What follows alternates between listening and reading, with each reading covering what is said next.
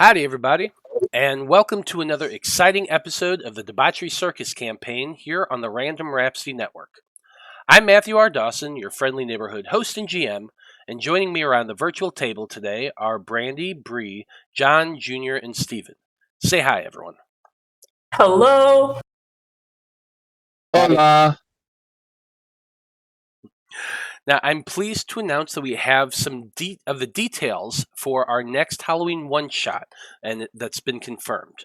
We're going to be running a special epic level adventure that is going to be hosted and GM'd by Kyle Thomas of the Fab Five. I'll be joining Steven of the Debauchery Circus and Alyssa, Joe, and Coins from the Fab Five as Kyle leads us on a level 20 adventure. So that should be really fun.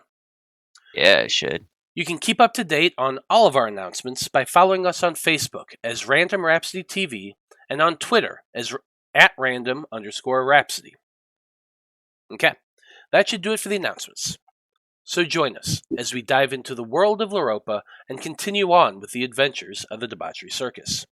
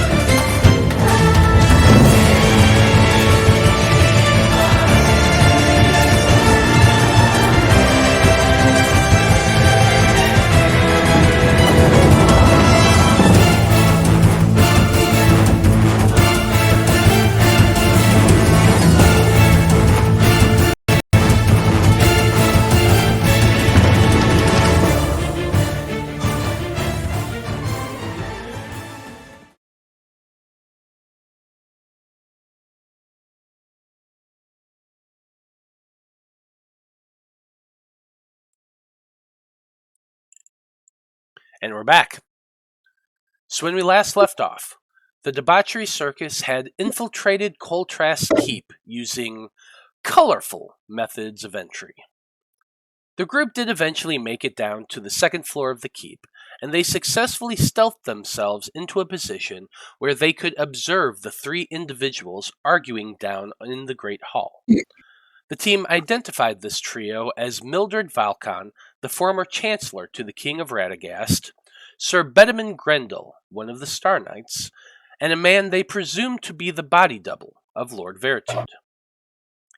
Cameron attempted to move into a better position to get eyes on the former Chancellor, but as he did so, Ichabod shifted his armor, which caused a loud creak, and of course this alerted the trio to the circus's presence.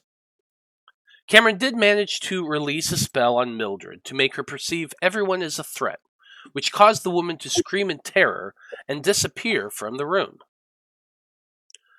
With the battle now truly begun, the circus charged down the stairs to assault the remaining foes. Shokan quickly reached the Baritude look-alike, and she pummeled the man so soundly that he too simply chose to flee from the battle as well.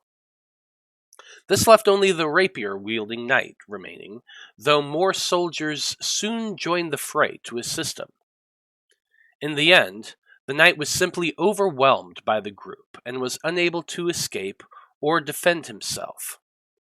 He fell as he ran away down the dirt-covered hallway, and Ichabod used that opportunity to basically bully the few remaining soldiers to abandon their post and leave the keep in peace.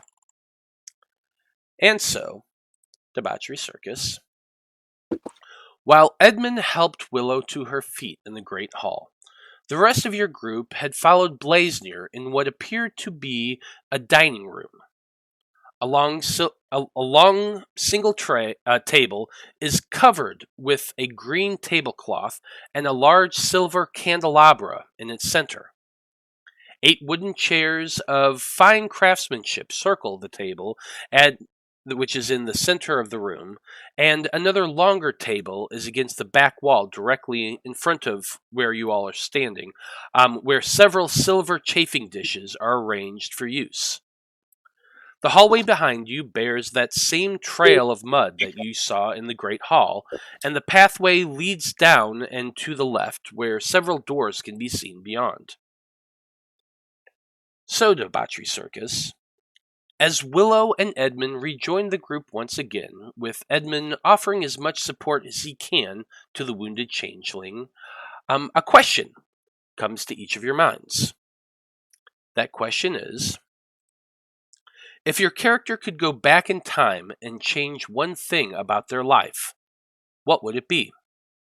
And Brie, since you rolled, why don't you have Ichabod go ahead and go first?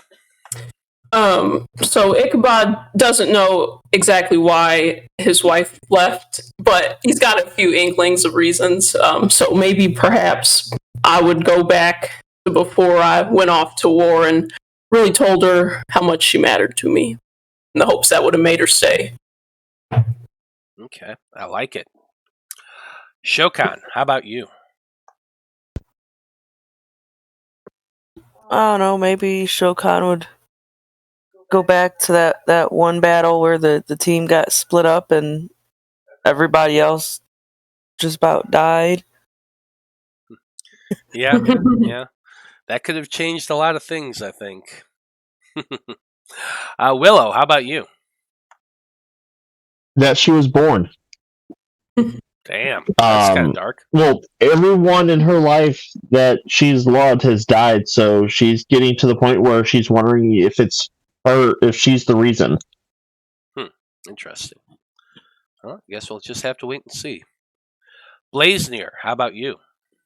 I honestly don't know. I don't think Blaznir has very many regrets. He's living that good Will kick life. your ass. He's just kind of Carefree. vibing. Maybe that time he decided to grow a mullet as a kid. He actually he shaved his hair. He still has the mullet. It's the problem. That's a right now decision. He doesn't regret it yet. Fair enough. Cameron, how about you? Probably when he decided to take up time magic as his field of study. He definitely would have probably picked something else if he knew that this one was going to come with, visions of every potential future. Well, I suppose every school of magic carries some type of baggage along with it. Yeah. But yeah, I like it. Okay, Debauchery Circus. As I said, Edmund and Willow has now rejoined you once again. You're all kind of standing there staring at that dining room that you found. The rest of the guards lie dead, and the keep is eerily quiet right now. But I don't mean to be a downer, but how much more difficult would that fight have actually been if Mildred Valcon had been a part? I don't like to linger on the past and what ifs. Perhaps better not to think of it at all. I do have a suggestion, however. I know we all are itching to take a rest right now. I'm not as bad off as I could be. So I was thinking it might be worth a look in that library up there and see if we might be able to turn that into a defensible position. How large is the library? I don't know. We gotta go open the door. No, I'm asking Edmund. It is a fairly big library. My father was an avid reader, and apart from the two doors in the Great Hall, there is another set of double doors in there, but apart from that, it is fairly closed off. Well, I can just show you. Two defensible positions, like two doors. I feel like that's enough between the 1, 2, 3, 4, 5, 6 of us. Quick question. Didn't you say Veritude spends some time in the library, or? Supposedly he meets people in the library, but I can presume by our loud approach that Veritude is probably, reclused himself somewhere else. Suppose. I mean, if he's in there, all the better. If he's in there, we're dead. Willow's not doing too great here. Well, let's have Edmund take us there, I suppose, and see what we see. Hey, Ichabod, Yeah. do you have my whiskey? I think you mean my whiskey, little lady. I believe I still have a bottle. I suggest you stay far, far away from it. Don't want nothing compromising your abilities today. I'm straight leaning on Blaznir. Like, my shoulder, my head is on his shoulder. Just let him drag me.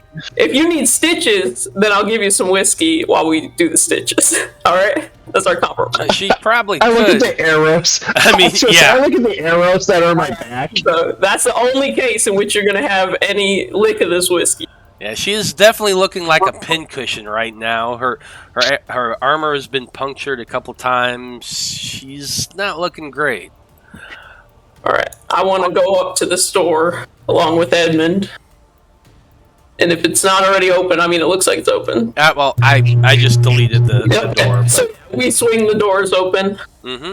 And as you push the doors open, what you find is a large chamber filled with books, wall upon wall of books. There are a pair of tables to either side, and then a couple longer shelves in the middle. You can also spot a comfy chair over in one corner. The other set of double doors that Edmund did mention is right here to the east. Is anybody good at looking for, like, traps or anything? I mean, it looks empty in here, but... I mean, I can just... I'm not really good at picking around, but I can just kind of scan the room. I'll let you have a look. I don't really perceive. Traps would be thieves' tools check, right? Well, I mean, you would have to make a perception check or an investigation check if you're looking for something specific. Yeah, to disable them. I can investigate for traps. All right, I'll let him take a look first. I don't want to assume. Okay, so Cameron, what are you looking for as you step into this library? Let me see. Trip wires for sure. Pressure plates. Watch out for pressure plates. I doubt there's going to be pressure plates, but I'll look for them. No. That you pull down and, it... Look at all these perfectly square stone, like, bricks. It's very sus to me. Other than that, I'll mostly just be, like, keeping an eye on the floor to look for anything out of place. Go ahead and make your investigation check. Okay, and then add the D4. 28 total, good sir. So very cautiously, you go stepping into the library, looking for tripwires, pressure plates, any signs of anything out of the ordinary along the floor. The stone itself is the same dark gray stone that you've seen throughout a lot of the town of Coldtrast. Have very smoothly polished, worn in several places. It definitely looks older. This keep's been around for a couple hundred years. You do not see any sort of pressure plates or anything like that. There are no tripwires over the doors. From what you can tell, just as you walk and step into about 30 or so feet into this library, there are no traps. Cool. You're confident in that fact with your 28. One thing in particular, I'm not actually going to be looking up, so I might notice anything that is about my height, but I will definitely not be noticing anything that might actually affect any of the taller members of our party. What I am going to be doing before I call them and tell them that it's safe, I'm going to swipe that comfy-ass chair. You go scampering off into the corner, jump into the chair, and it is plush.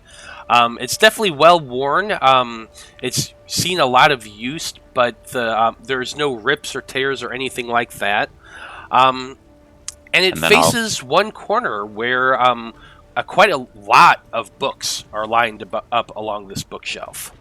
I guess I'll look at the books in the corner and I'll call out to them. Yeah, everything seems safe. Make an investigation check. Sure. If there was going to be a book to pull, it might be here. 24. Okay. Yeah, with your 24, you're kind of scanning through the copies of of these books. Most of them are histories, histories of Radagast, different battles and old war and thing of that nature. But one book does stand out to you in particular, a red book that has no name on it. And as you reach forward and kind of pull on it, you realize it has a bit of a give, as though like you have to put more force to pulling it out. I pull harder. What? Maybe. Did you forget about the short rest? We're supposed to be napping. You pulled it open? Yep. As you pull it out, you do feel a click as something unlatches. And the bookshelf immediately to your left moves inward just slightly. Of course it does. I draw my sword. I'm not actually going down there, but I figured if there were any secret passages here, we should certainly know about them, so that way we could be prepared. Alright, you think you can close that back up real quick? I'll pull the book or push it back in, whatever. See if I can close it. Releasing the book, it just slides back into place. Okay, It cool. doesn't seem to do anything. The book itself. Once the book is back in place, the movement, it's still back. Like it didn't close when you put the book back. It did nothing. Is what I'm saying. Huh. That's weird. Okay, well, we'll just have to deal with it. You can't pull the shelf? Can I go over there and pull the shelf? Yeah, you can pull the shelf. That's all it is. You had to pull the shelf to click it back in place. Closed, Okay. and I give Cameron a little eyebrow, and then I go, all right, well, let's get to defending this place. So if we can knock some of these bookshelves down and have them across the door, that might be a good idea. Especially if we're going to be taking the secret route once we're done.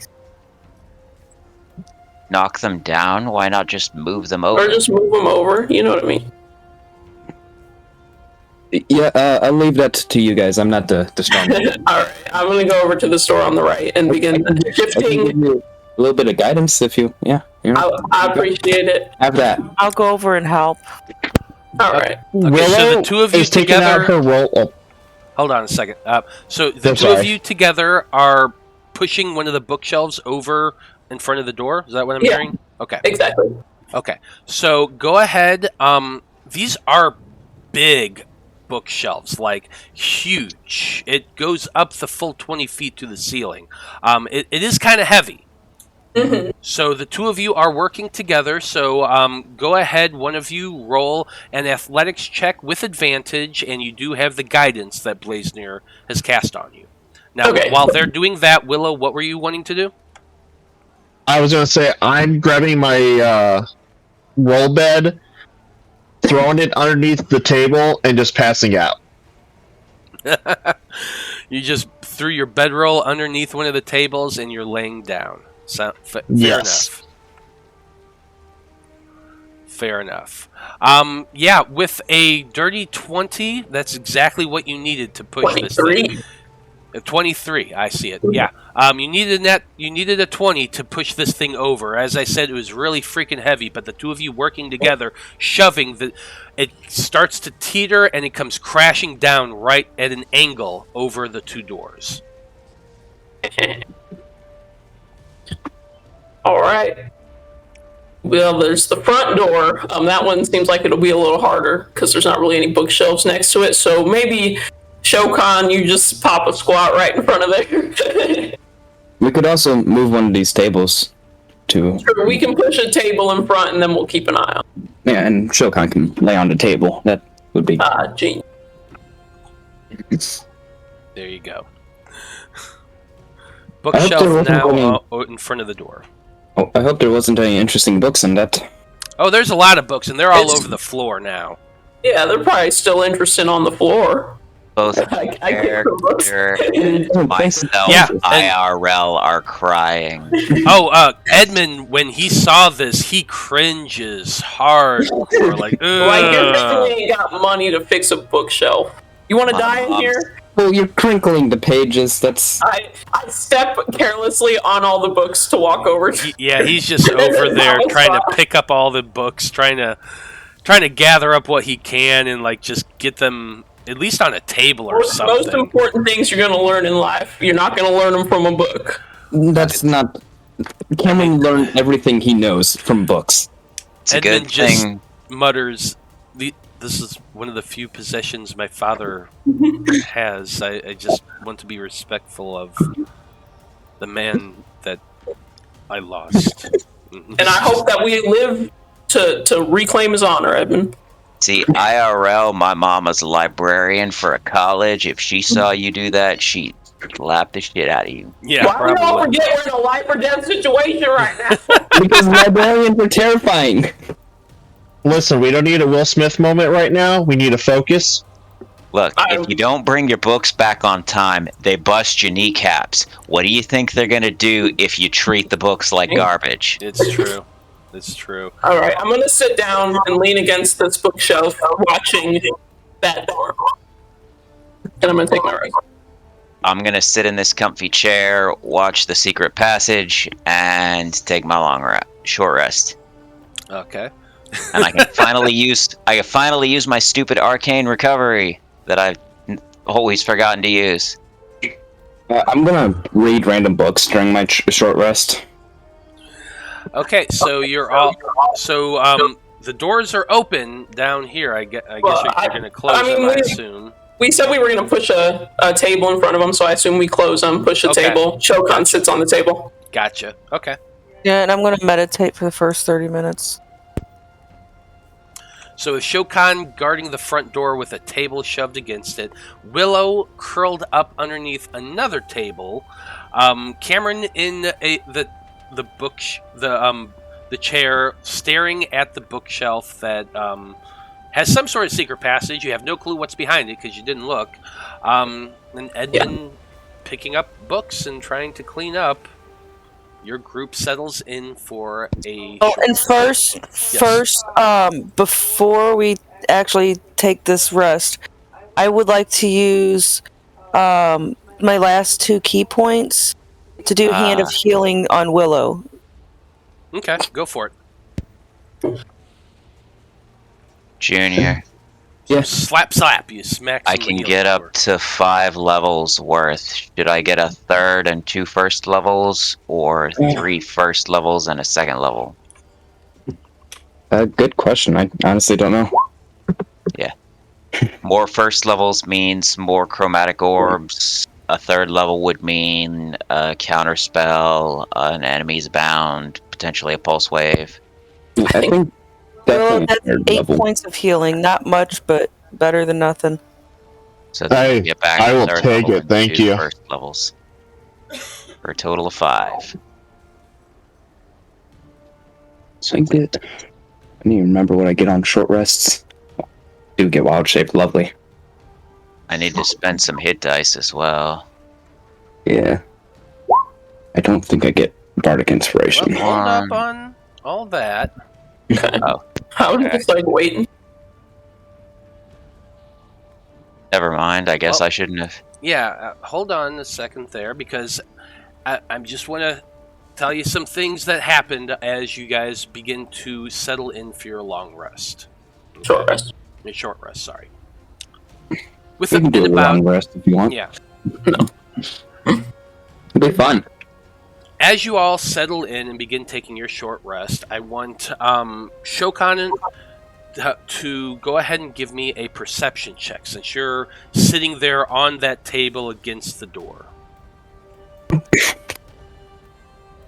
I would like to point out I am meditating, so Yeah. that's an 8. Okay. My passive perception's high, so,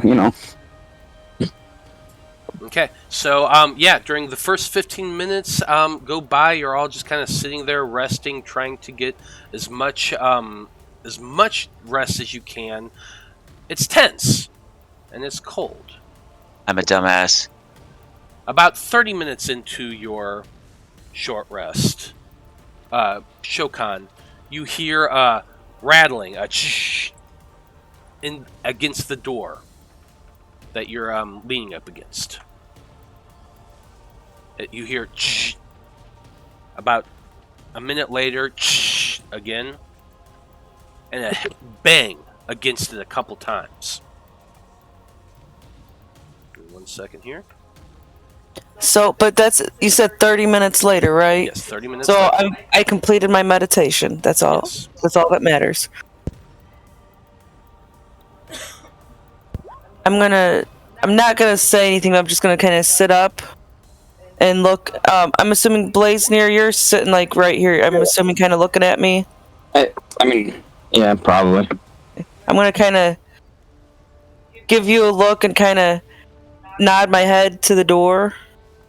Kind of get your attention. The second rattle and a thump is loud enough that everybody with a passive perception of 14 or higher would have heard it. Ooh, 24. If I'd have been smart, I would have just cast friggin' Tiny Hut for us. Oh, you had that. I can cast it as a ritual too, so it's free. Oh. 2 more times there's a thud. The third one you hear, Shokan. The fourth one is loud enough for everyone to hear it again. But then it stops. I'm gonna try and motion everybody over to the secret passage. A few minutes go by. I don't move because I don't want my armor to clink. I'm currently wondering if there's a way for me to seal the door even more. But I don't think there is, so.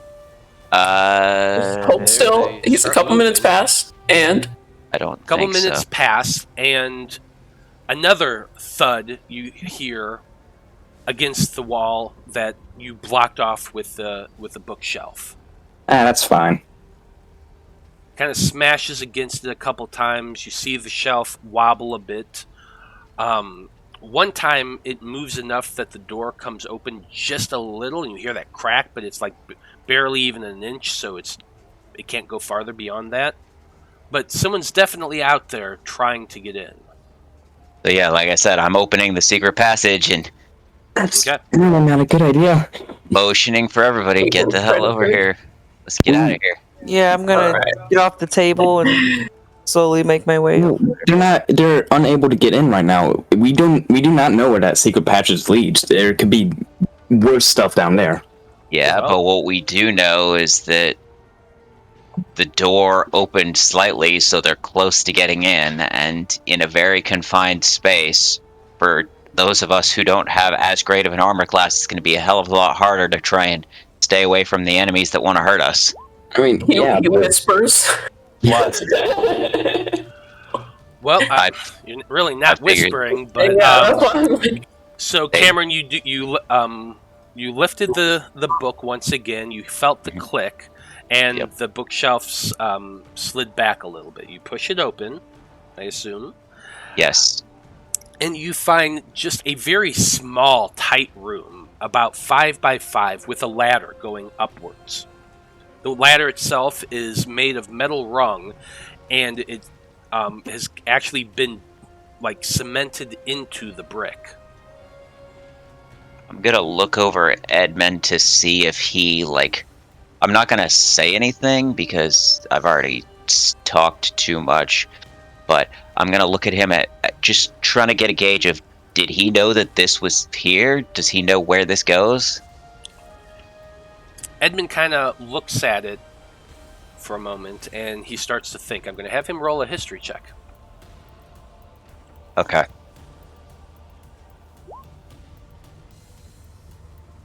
Hey, Matt, real quick. Yes. Did we get the hit dice tonight? Because you said hold on before, so I didn't want to roll. No, this happened. You're at about 35 minutes into that short rest. That's what I'm saying. Hold on. Okay, no, that's why I want to make sure. So is that a yes or a no? That's a no. So yeah, that's a no. You have not gotten your hit dice yet. Okay, well then. So anyway, I gave him advantage because it is his place. He knows it fairly well, and with a 17, he says, "My father did mention to me once or twice before that he had a passage that went from his study down to the library that he occasionally used to get away when visitations got too much. I think that might be where that leads to." I'll Is there anything useful in this study? Edmund kind of shrugs. Like, okay. Hey, he's a 13-year-old kid who hasn't been here for like 3 years. I understand. I was just, checking to see. Yeah. Are the people at my door doing anything? I'm just standing there totally still. Yeah, I had them roll a few more athletics checks. They've hit the door a few more times, but So that it does seem like they didn't stop. They do intend to try to break that open. They haven't stopped yet. They did try a few more times while this Edmund and Cameron was hear in if there. they've said anything to each other? Like, oh, I hear them. It sounds like they're in there. Yeah. Make a perception check. Okay. Oh, perceiving, my greatest skill. Ooh, I did get a 21. Nice. So yeah, with your 21, you can hear something's definitely blocked this off. They said there was 6 of them. This could be where they're holed up. Let's see if we can get more people to try to break this down. To us, Blaznir. They're on to us. Let's get them moving towards that door over there. I start creeping. Say what? Like, my character thinking at this point that even if there's nothing useful for us up there, they may not. I'm scared that there's something worse. Know about the secret passage. I would rather take a rest at the bottom of this secret passage than climb that ladder. Yeah. I will say it's a tight fit. It's literally like 5 feet by 5 feet. At least we're just short resting, and I don't need to lay fully down on the ground. I'm gonna climb the ladder. Yeah, what I'm saying is all 6 of you could not fit in a 5 by 5 space. Yeah, 5 by 5 is 25 spaces. No, I mean it's a 5 foot by 5 foot space. Okay, I thought you were saying 5 by 5 squares. No, it's a 5 foot by 5 foot crawl space that goes upward. Yeah, so I'm gonna go up the ladder. I'll be last. Okay. I'll go second because I feel like, it'd be good to have muscle up there just in case. And Edmund will go behind you. And he kind of looks a little worried because you're so much bigger than him. It's a tight fit for you. I'm not going to lie. This is a tight fit for you, Shokan. You can make it. You can get in a 5 foot square, but you feel claustrophobic. Your shoulders are brushing the sides. Make sure they close it behind us. Yes, whoever's last, close this door. Since we're definitely taking a long rest after this, I'm gonna just morph into a fly with wild shape. Okay. Yeah, That's very. Oh, you should go ahead then. Scope it out. Oh yeah, I could do that. Too late. Wow, skills. No, he's a fly. He can fly. Yeah, he can fly past you as a fly. Are you flying upward ahead? Yeah, I'll fly upward. Okay. And you said Ichabod is coming in last. So the rest of your group is starting to climb up the ladder one at a time. Blaznir just goes flying up ahead. And it goes up for about 20 feet before it comes to a very narrow hall passage. Almost as though it's like in between a pair of walls. It levels. Ichabod, make sure you close that door. I heard you. Damn. Go. The rest of the group keeps climbing up one at a time. Cameron, you get to the ledge next and are able to climb up it. You kind of guess based on the height that you're going. You went up there. You're probably on the 2nd floor right now. I'm gonna keep moving so that people have space to keep coming through. And with your dark vision, you got a pretty good amount of dark vision, Cameron. You can see that at the far end of it, there is another ladder that goes upward again. Okay, I'll take the ladder. Blaznir, you can fly up ahead and zip up the ladder quick before anyone else. And it does go up one more floor to another landing where you find a small door inset into a wall. It's like a 4 foot by 2 foot rectangle inset into the wall with a little bit of one of those, sliding latches. Okay. So it's a sliding door then? Is that what you said? It's a sliding latch, so it's like a door, a wooden door, in front of you, but it's kind of small. It's not your normal sized door. And there's a sliding metal latch that kind of goes into the stone, keeping it locked in place. I see. Can I get under, or like through like a There gap is in... no seam. It is like completely, the wood is so tight in this hole that you can't see anything on the other side. There's no light or nothing. There's not a big enough gap for you to crawl through. Well, I get grumpy at the architecture of this place. I mean, what's the point in having a secret passage if you're not able to keep it secret, man?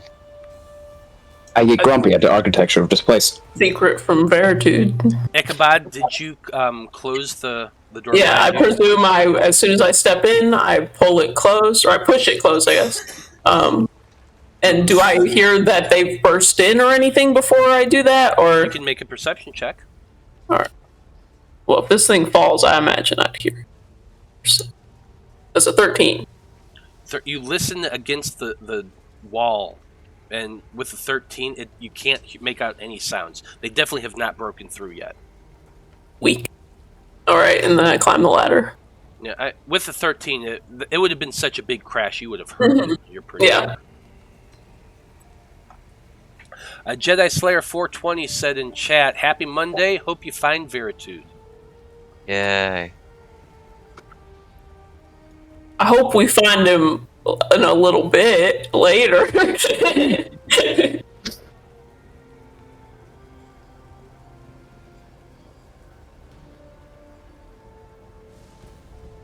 So what's it look like up there? I'm getting ready to move you. Oh, I'm just hollering at them. Why are you hollering? I'm just joking. I will also say, silence.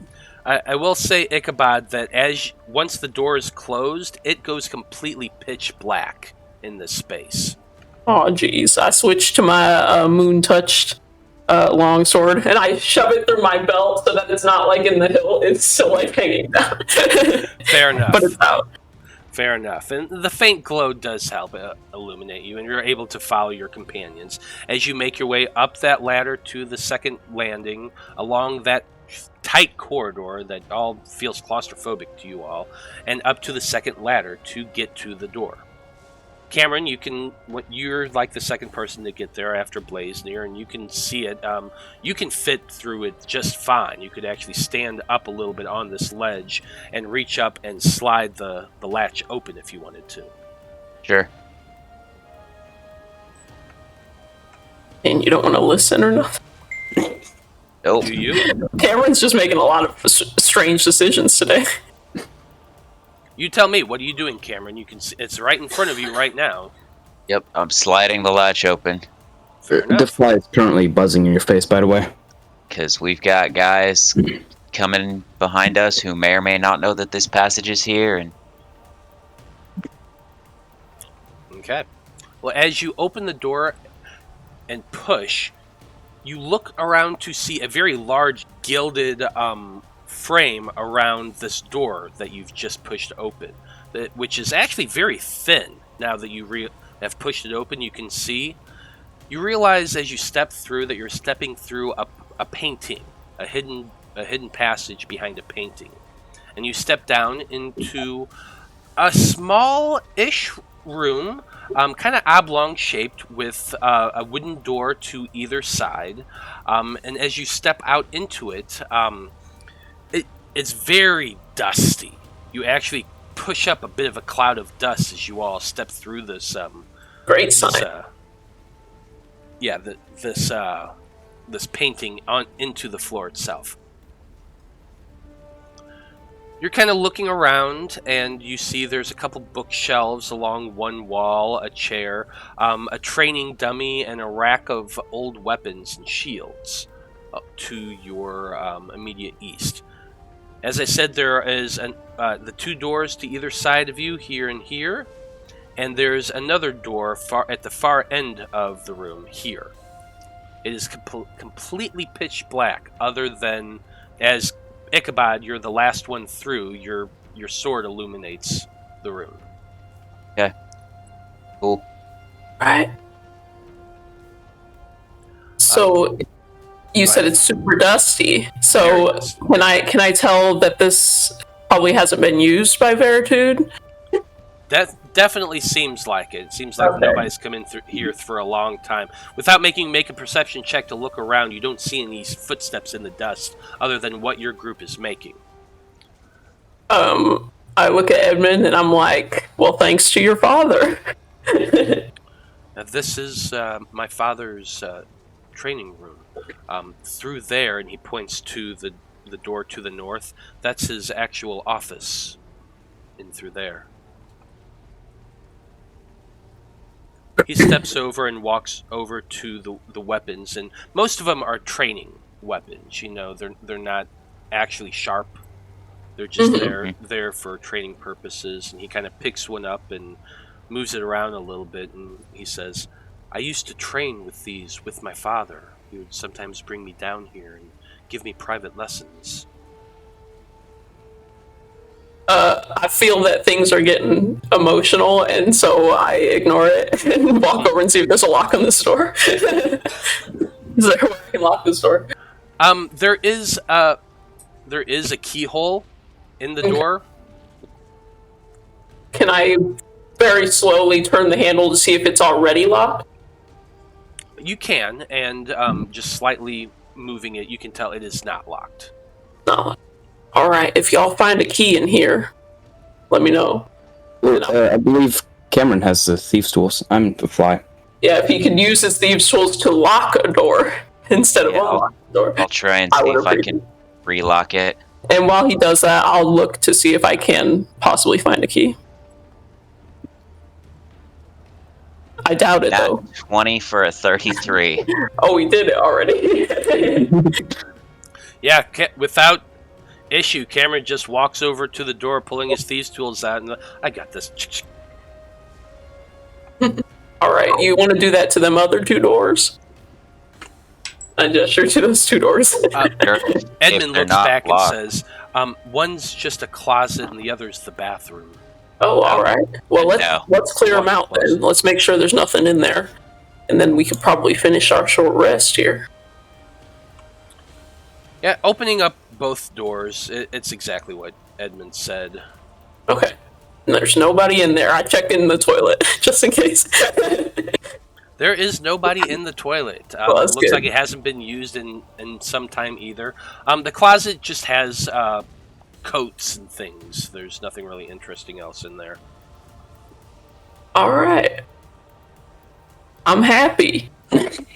I very rarely am happy, but this is one of those very few situations. I'm pleased with this. I sit down. Since we're gonna try and rest, I know it may not be successful. If nothing else, if folks look like they need it, I'll toss them a coat or two for some extra bedding. Or not bedding, but like padding, you know. Willow is going to the bench area and is laying down. Just laying across the bench, bloody as hell. Did you forget your bedroll? I think she forgot her bedroll. Are you still in your native form? Like, you went down, went unconscious, and then you just got back up when you were healed and kept fighting. Did you ever change your appearance again? Nope. Her cares right now is just a 0. I go, Willow, you got a little something. Oh, it's okay. I put my hand up on my hair, just come down, it's just pure red. Did I get it? Should I clean her up? I don't...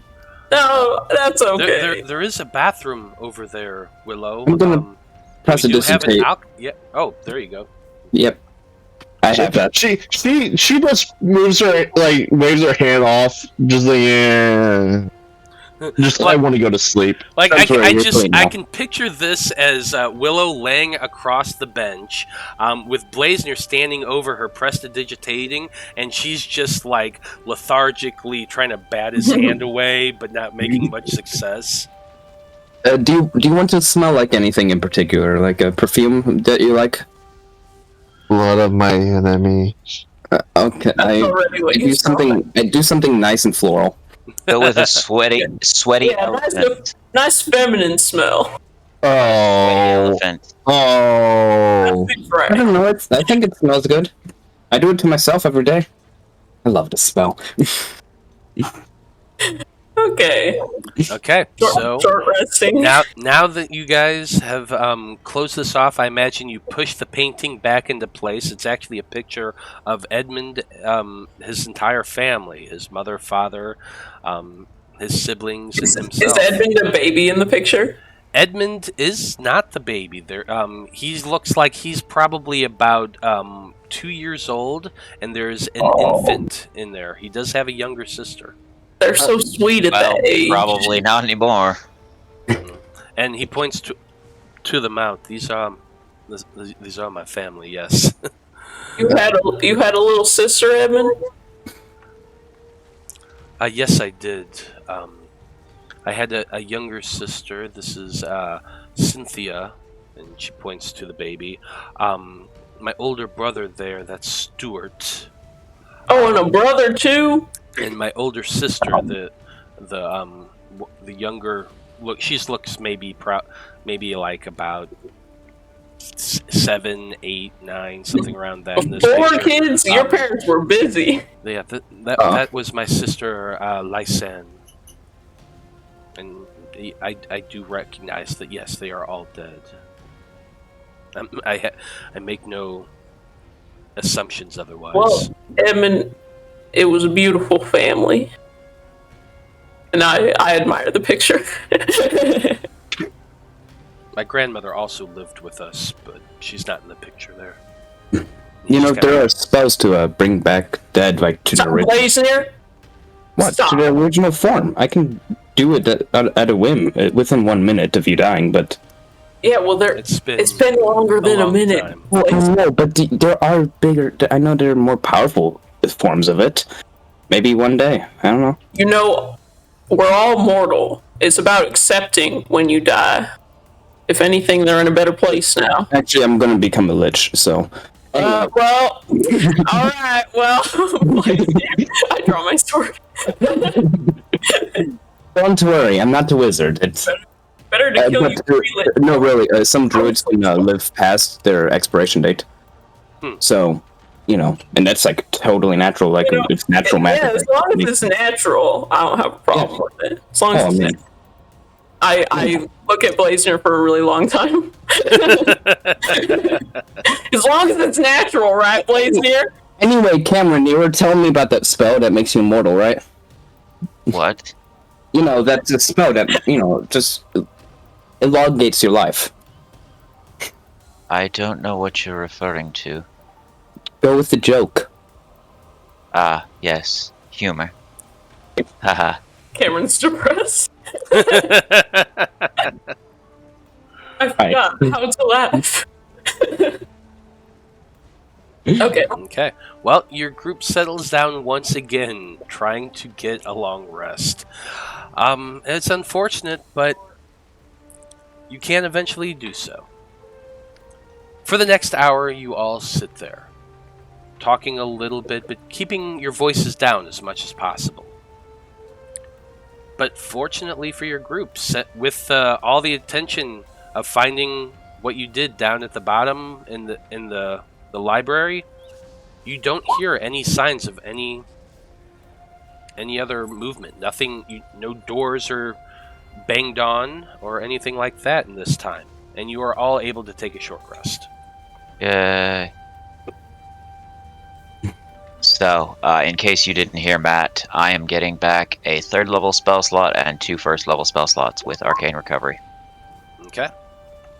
Because it is equal to half my level rounded up. Well, Edmund only needed to actually regain 1 hit point, but so I'm not going to bother rolling the hit die. I'm just taking it off. A bard hit dice is a 8, right? Yeah, so. it is. It's the same as a warlock. Alright. yeah, Drew. Me with my D6 over here. Ooh, I got a 4.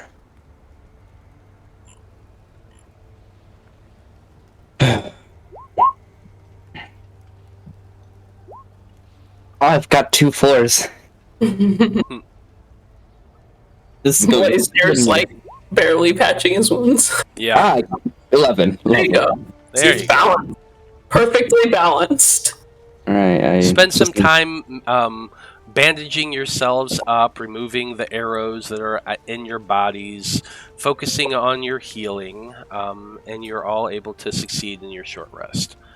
Now, as that comes to an end, Edmund looks around and he says, "Now I do have 2 more potions of lesser healing. I gave one to Willow, but does anyone else need any?" I'm pretty loaded on potions. I have a moderate currently, so I should be fine.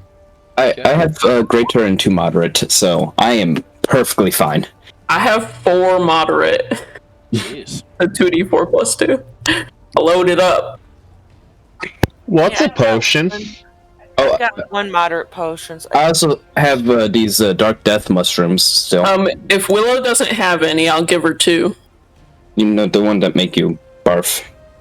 I think these are rotten. My body is a temple. That's When we wake up, Willow's gonna look completely different. Willow, do you take my 2 health potions or not? Yes, I do. Okay. She's gonna look in her mid-30s, short pixie red hair. Okay. Well, so you're a woman now, I see. As long as it's She's not always the been a woman. hair and Well, haircut. you've been a girl for a lot of it. well, you know. Yeah. Willow, you'll be a woman soon. DM doesn't like me playing a little kid, so I figure I'll be a little bit older, and the next session I'll just play like an 80-year-old woman. And then you'll be dead. DM didn't say shit. That's your friend. Yeah, I see it. I know. Anyway. You did give me an inspiration point when I said I wasn't going to be a child anymore. Because it was inspirational. That's Yeah, character it was growth, inspiration. man. I looked at it like, thank God. No, it's more of you're developing your character. Good job. I read between the lines. But yeah, she's going to be a 35-year-old with red pixie hair. And it's actual red, not the blood of my enemies red. No, you don't have any. Like a natural red? It's a natural red, yeah. Cool, but it's not a Karen haircut, right? Sounds like it is. No, not yet. Good. That's the next form. Alright. Jedi Slayer 420 is saying not everyone gets lich humor. Got him. Well, anyway. Okay. You've successfully rested for an hour. Have no clue what's going on in the rest of the keep, but something surely has. What do you I'm want gonna to go do? to Edmund, and I'm gonna say, right, you know where we are now, at least in a general sense, and you know where we need to go. What is going to be our best option to get? Do we from know where here we to need there? to go? Yeah, Well, down. But to where is? Because I do think the plan before was to follow those mud trails that were in the Grand Hall down to the lower dungeon so that we could figure out what the hell was going on with that route they were digging up. Yes. And then I guess we just hope that Lord Veritude is there. The problem is if we attempt to go back the way we came, those guards might be there. I think that's fair enough. If they haven't broken into that room already, they probably suspect we're somewhere around it. Yes, I think it might be a fair assessment to say that were they not afraid of what Veritude might do to them for destroying the library, then they probably would have simply torn it apart looking for us. To be honest, I think Lord Veritude could be long gone by now, but whatever it is, whatever is valuable to them is in the dungeon. So it does seem like that's probably the best idea. So right now we're on the 3rd floor, right? Second. Yes. Right now you're on the third floor. Oh, third. Never Edmund mind. does confirm. Okay. So the quickest way to get back, I assume we mean we're not going to take the passageway back to the library, would be to just go through my father's study, the office, and to the left, that'll lead us to the stairs going down that we actually took earlier. Okay. Guess we're gonna go back down the same way. But if I run into another guard, I'm gonna lose my shit. I could potentially attempt to stealth back into the passage and see. We could. You could always have Blaznir turn into a fly again. He was so good at that. I could, but I was planning on turning it back turning into something when I get into battle, so I don't have to waste any more spells. If you would like, I can attempt to just listen at the other end of the secret passage and see if I can hear them. That's fair. If you want to try, but I'm on board with taking the long way around. How much longer would it be, Matt? The long way? What do you? Mhm. So To go out Taking this the door. stairs down. how long? I mean, it would take like a 5-minute walk. It's not that far. Right. Wouldn't be too much. Yeah, I no, say the we long should way go. would be going the opposite direction and all the way around to the other side of the keep and go down the stairs down that side. We're talking the long way of our two choices, which is the But ladder. is the secret passage going back the way we came much faster? No, not really. Like maybe Okay. a little bit faster, but not that much faster. Well, then we can just take the stairs, I guess. Not waste time. Alright, here's hoping. Bowers protect us. I will say, taking the secret passage means we're probably not going to run into multiple groups of guards. That's true, going down the steps. But I also would hope by this point they've sent everybody out in the city. It's They might. It depends on how things are Let's going. put it to a vote. look. Alright. I can check out the passage if you like. Just let me know whether to do so or not. You know, I don't know. Shokan's wise, and I haven't heard his take on the situation. Shokan, what do you think? All right, stairs. Okay. I think there's no harm in checking it out. Cameron, go Yeah. scope it out. Check it out, and if it seems quiet, maybe go there. Maybe we'll have an advantage because they're gonna think we're not there. We can get down to the first floor without encountering anybody, but I imagine then we're gonna have to go to the stairs anyway. Alright, I'm gonna open up the secret passage. Okay. And I'm gonna go stealth down there. And apparently, even with advantage, I roll a natural 1 Oh no! twice. Cameron, It's like false. yeah, Cameron opens up the painting, goes stepping through, and the moment he gets to that ladder, he just trips and goes tumbling down, falling. Kish! I'm going to say that the ladder itself was slick with the blood that Willow had not allowed to be cleaned off herself. Alright, so I didn't know we were playing whack fuck. It's not my fault. Well, And for some reason, a bunch of pots and pans appeared and made even more noise. yeah, they you definitely made a loud oof as you landed on that lower straightaway corridor. You only took 2 points of damage, which is fucking stupid. But you took 2 points of damage from landing on your ass, tripping down the stairs for whatever reason you want to say. I don't care. And you made a loud thud and an oof. I'm gonna pick myself up, dust myself off, try and keep going. Let's see if I do better this time. Nope, that's not the one. This one. Not much better. Not really whatsoever. You start climbing down again, but you're hurt. Your ankle is sprained a little bit, and you're just God.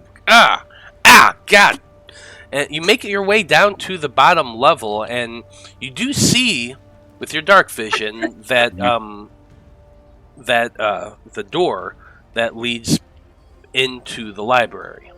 Mm-hmm. Is it open? It is not. Okay, I'm just gonna try and listen. Make a See what I perception can check. hear. Yep. Those guards are What actually the leaning very hell? close, trying to hear what the hell it was. Yeah.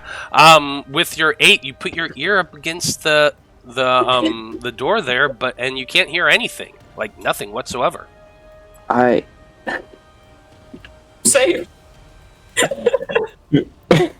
listen. Do you hear anything? Well, it sounded like he went tumbling all over the place, so we either can go down and help him, or we can all just take the stairs. Slowly back away and just go back the way I came, just utterly fucking defeated. Cameron, how'd he go? As you go Did you climbing see back something? up, you get about most of the way up the ladder when you hear a click behind you. Shit. I'm gonna move more quickly.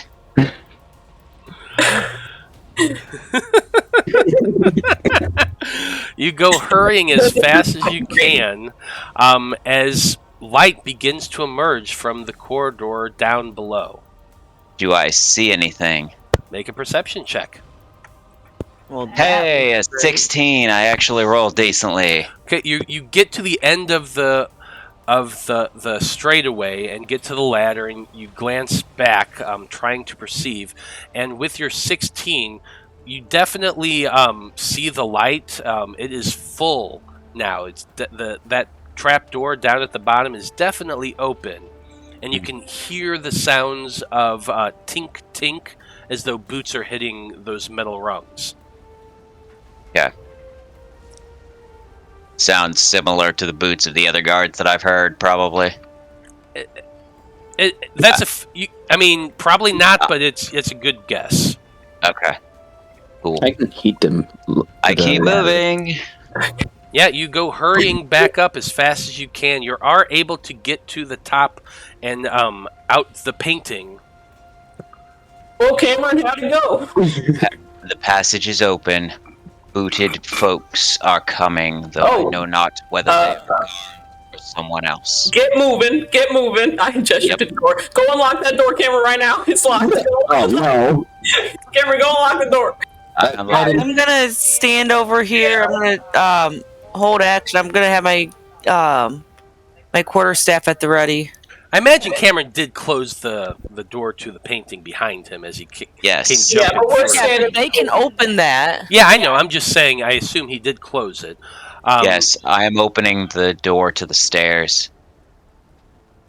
But I'm gonna stand here and stand guard while everybody else gets out, Okay. and then I'll follow after. You run over to the next door and insert your thieves' tools into it. Go ahead and roll.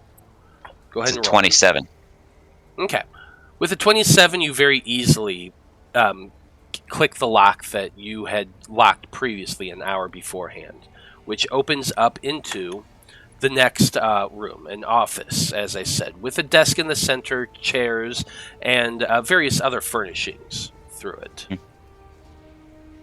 There is another door to the north, which is closed as well. Okay. I'll go over to the other door. Everybody get moving out that door. Is it locked? It is locked.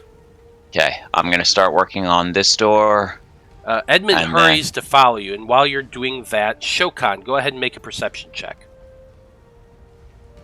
I'll use I'm staying back here too. Can I? Yeah, you can That's as a- well, Ichabod. total of a 19. Listen, that one.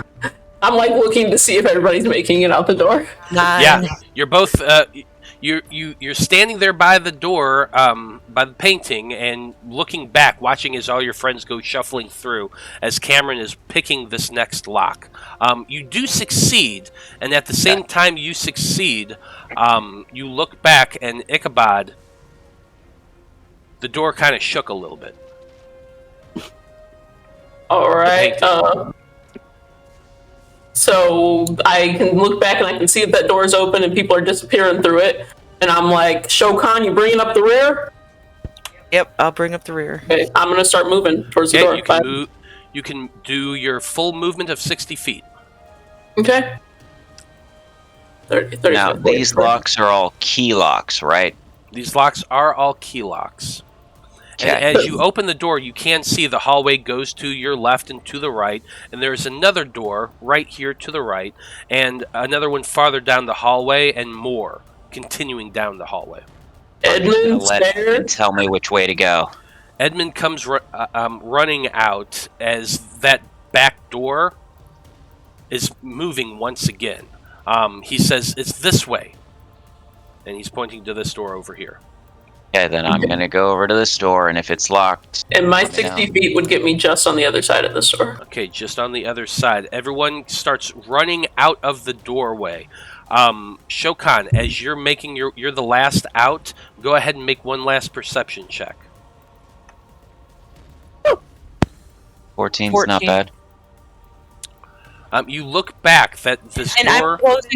I'm closing this door behind me as I go through. I'm closing it. Okay, you close the door, and as you look back, just as you're closing the door, you look through the crack. That painting is beginning to open. Okay. And is there like a thing I can turn to lock this No. door? No, or it's literally That's why I just a asked. keyhole. They're all key locks. We could jam something into the lock, like lock it and then jam something into it.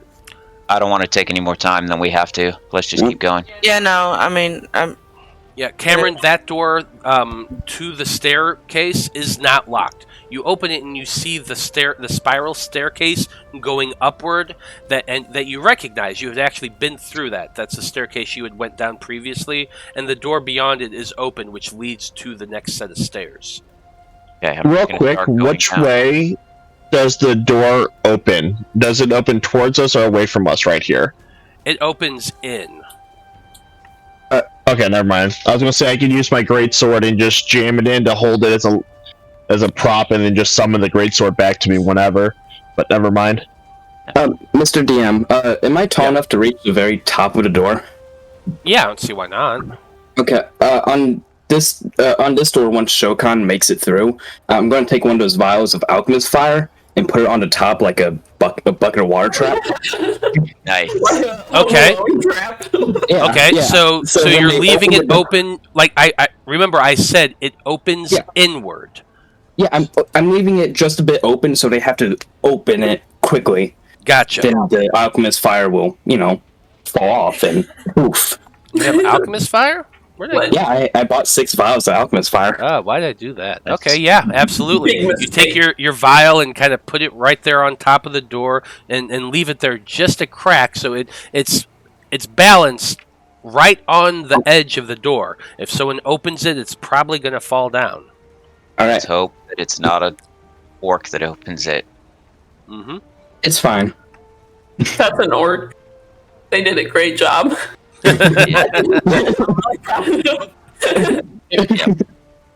All right, we're heading down. Okay, leaving the door just slightly cracked, your group runs as quickly as they can around the corner and down into the next room. And the moment you cross the threshold into that next room, you see a group of 4 men standing there in the middle of the hallway. They all are wearing armor that appears to be bandit. And they have masks over their faces, and the one in the far back looks more like the captain that's in the middle of all these. There's also 3 dead bodies there. I, as the player, do remember that we put these thugs out. God remembers these thugs. Yep. Well, His illusion card. I'm sure you do remember, like, it takes you a second. The moment you see it, you're like, oh shit, you pull your weapon out, getting ready to attack, but then you realize it's just, it's that illusion card Blaznir put Yeah, out. this is going to buy us some time when those guys come chasing us down the steps. It's going to be great. I could do another one on. No, that's No, because it probably wouldn't make sense. Like, if you see 4 thugs and a dragon, Well, I was saying in the other hallway. So they open the door, poof, and then Nah. a dragon there. it's going to be good enough. Maybe make them face the other way. They're all looking out the other side. Can I pick up the card and move it somewhere? I don't know. Can you? Is that how the thing works? You tell me. I don't know. Look at the item. Oh, it moves until this. I don't even know if what I said is true. I just thought it was funny. No, I like it. I can use an It action to behaves move. as a real creature.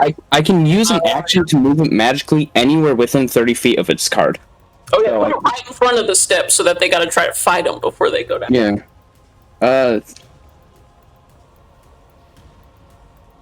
Yeah. When the illusion ends and the card cannot be used again. So I can move it 30 feet. I like it. To in front of the stairs. Put that captain right where I'm standing. They'll all be just kind of menacingly guarding the stairs, like. Yes. There you go. So They're menacingly guarding the stairs. These illusionary bandits that's standing there. It's even scarier up close. I like it. I like it. Okay, I'm Alright, let's keep going. Okay. With that, you all go running through the illusion bandits and heads down the stairs to the next level.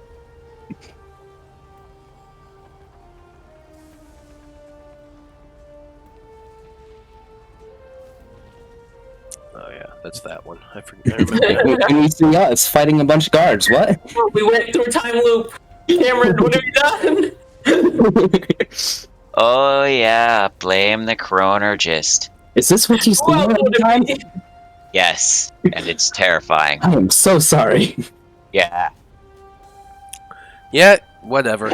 Your group does go running down the stairs to the platform, circling around that as fast as you can, and you reach the second floor. What do you get? What are you all doing as you get down to that level? Heading to the mud trail to follow it. I'd like to follow the And everyone else to make sure no one dies. running. I'm running. Where am I at? Well, let me figure out this here real quick. I want to be kind of in front, so if we run into anybody, they'll have to attack me. Cameron, get thee behind me. Oh, I'll always get thee behind. You're a perfect eye level height with my butt. We're missing a turtle. Turtle.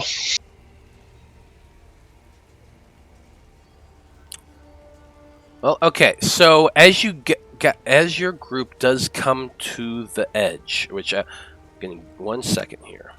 Oh yeah. So I had to see who was where.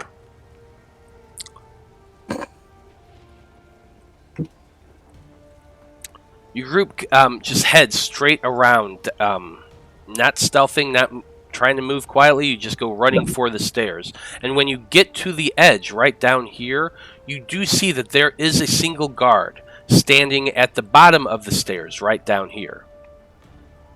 He hasn't noticed you yet because he rolled really shitty on perception. Nice. All right. Upon seeing this guard, I'd like to sneak a little closer up to this little corner. Yeah, I'll give it to him. Because I said it already. Single guard. Love that. So you're making your way closer down the stairs. Now, as you start making your way down the stairs, yeah, that's when he would see you.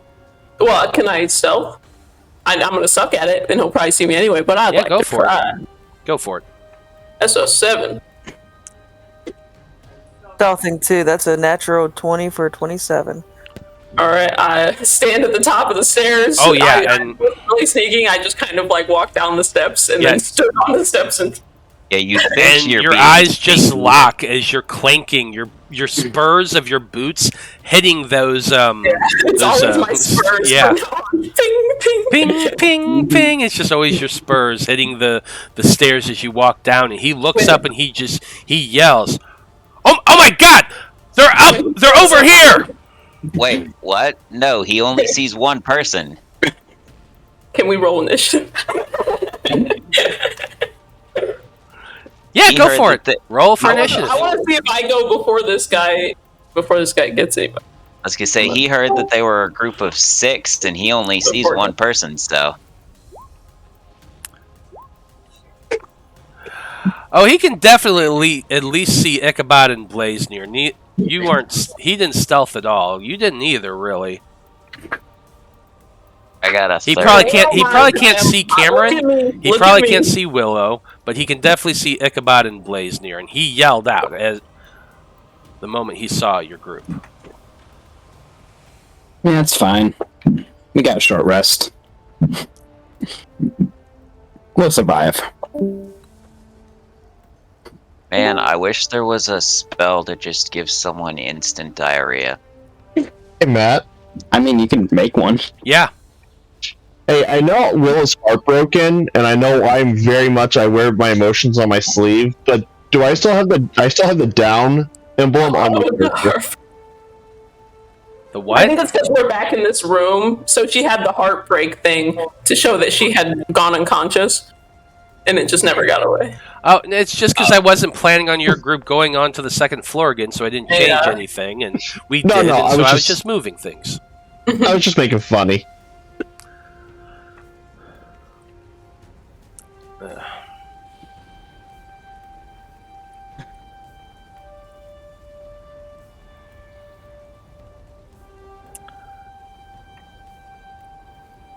That's there.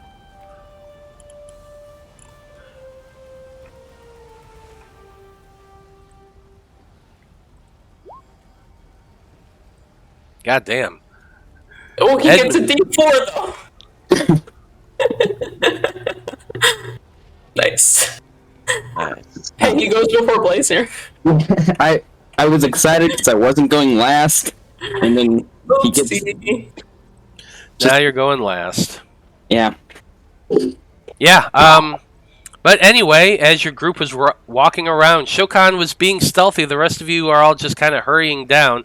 Ichabod tried to be stealthy, but those damn spurs, and he saw you, you saw him, he yelled out. I'm not going to take them off because the fashion is too good.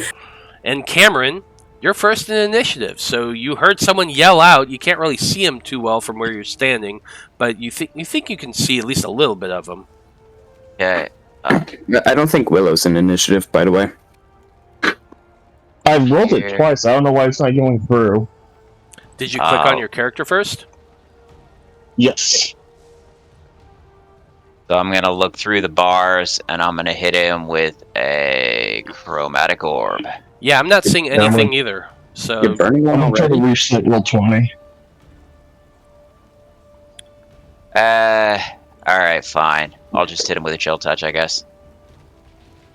It's a 24 to hit for 24 10 does hit? necrotic. Okay. And then I'm assuming that this would actually be further away than just 25 feet. Yeah, it's more at an angle and that sort of thing.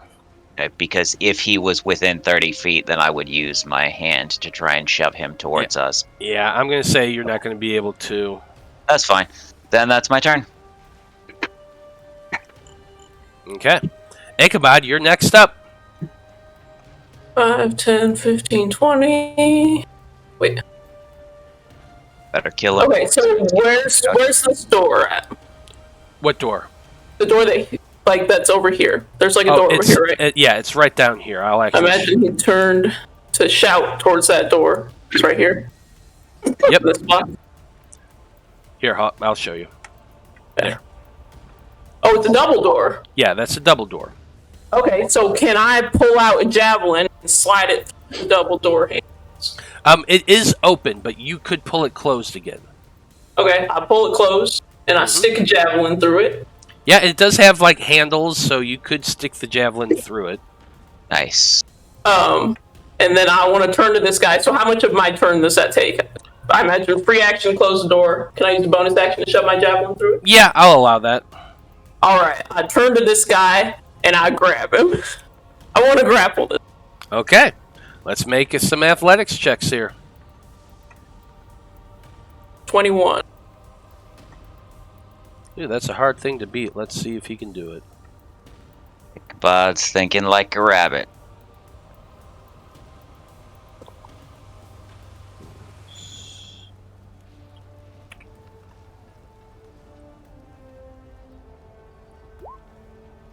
That's a 24! So you try to grab onto him, and this man with a spear just shoves you back out of the way. Alright. I look at this guy, and I'm like, if this is the game you want to play, that's fine. We can kill you. But I'm sick of dealing with lapdogs. So either you die here, or you take me to somebody that matters. Poor guy. So Okay. let me know what's your choice. That's where I'm going to sit with that. Hey, Matt, I finally got my initiative to actually roll. Just giving you a heads up. Okay, what'd you get? 23.15. Okay, well that means you're next. You'd have actually gone before Ichabod. So what are you wanting to do? I will dash down. That way it really doesn't change much. But at Fair least enough. you'd be within range of this guy.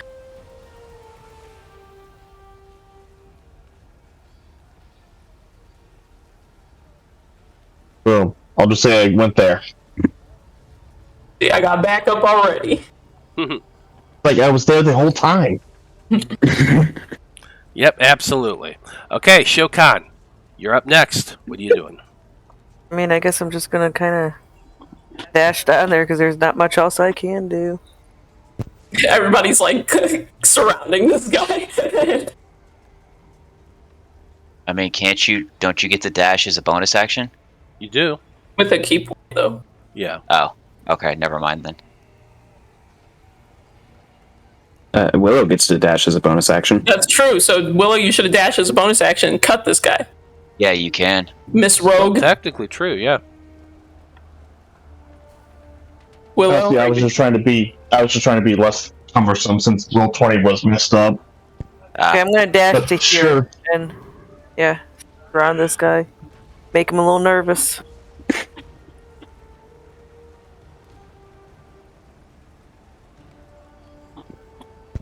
Be it. Does Willow get to take her action? Are you...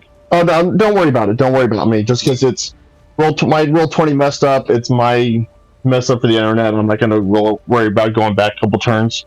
Okay, that's fine. We'll just leave it that you came up, you ran up on this guy, and you're looking Oh, menacing. how about Willow is holding her action? No. She, No, She's just not at all. She doesn't want to use it. She's Okay. fine. She doesn't want to use it. It's fine. What this guy does, he's just been surrounded after yelling for help. The door's been closed, and he's looking at the rest of your group, and he's just... You asked him... You asked to see his boss. I said, take me to somebody who matters. Yeah. And he says... Look, Lord Veritude went down into the crypt. If you're looking for him and you're willing to let me go, I'm willing to walk away here. Can I roll an insight on that? Go for it. I just want to make sure. I don't like people rising up against me after the fact. So that's okay. Yeah, he Yeah, seems people pretty rising up serious. I during mean, Willow's And I'm sick all of three of dealing you with these around there. guards anyway, so I'm willing to take him at his word. And I'm like, you better get out of here, because if I see you again, there's not going to be a deal. There's more of us looking for you all. My advice, get out of here when you can. Veritude's more powerful than anyone I've ever seen before. And with that, he turns and he runs off. Everyone does get an attack of opportunity when he leaves your space if you choose to take it.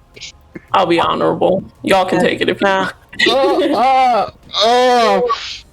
I would have taken it. That's all I'm saying. I want to so bad, but Ichabod, I did just you ever see Willow holding the sword up, like ready, just like trying not to attack so hard? I look away so that I This can see doesn't it. mean you did. Can I just like just do a what is it? Intimidation just to make sure he doesn't try to turn his back. I mean, it's not your turn. You use your turn. It's his turn. I think it's... You all had an attack of opportunity. You chose Would that not have been to my use it. attack opportunity? No. No. God, you guys ask for so freaking much. Well, you always gotta ask it. Matt, I'm gonna Yeah. ask one thing of you. What's I'm gonna up? ask one thing of you. Can you have a great day? I always do when we're playing. Now then, Boom! I'm sorry, I asked too much. with with the spearman walking off and like, nah, I'm good. I don't feel like dying for this. I'm following the mud trail, boss. Okay. And I think we'll find out where that mud trail leads when we come back After from the our break. break. So stay tuned, folks. We'll be back in about 10 minutes.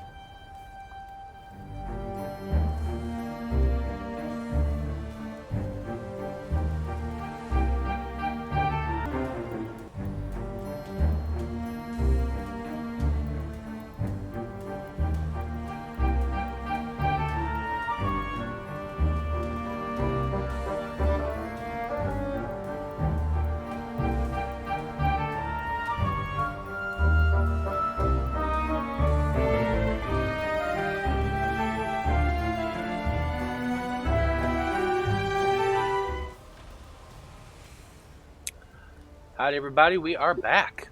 When we last left off, the Debauchery Circus had made their way back down to the ground floor again, where one guard had been left to watch, while the rest of them followed along in the hidden pathway they had all found in the library.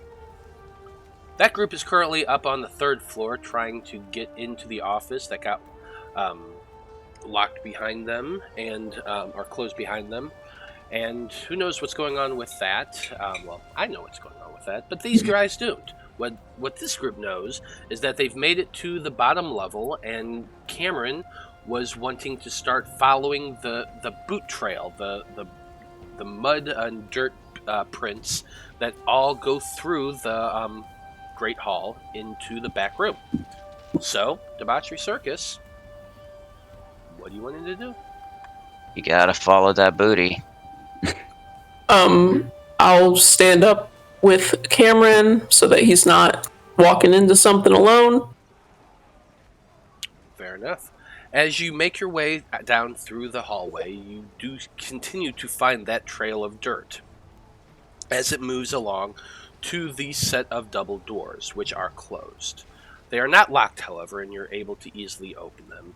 And it leads in down the hall to 3 sets of doors, 1 to the left and 2 to the right. Another set of double doors where the mud trail leads.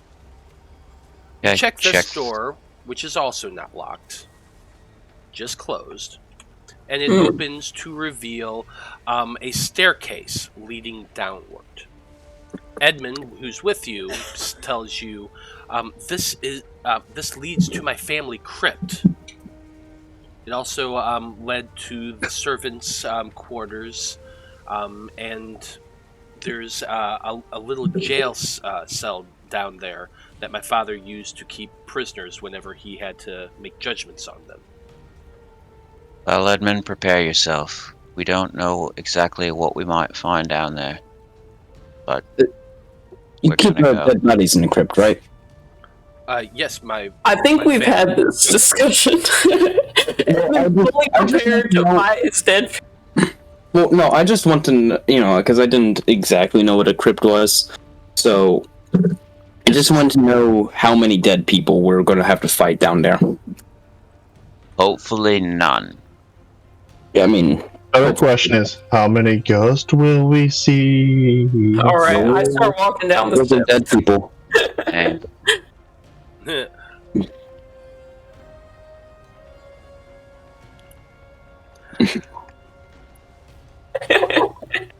Wow. Getting political in the chat. Yeah, getting political in chat. Shokan says, damn, the servants sleep with the dead? Harsh. Not exactly.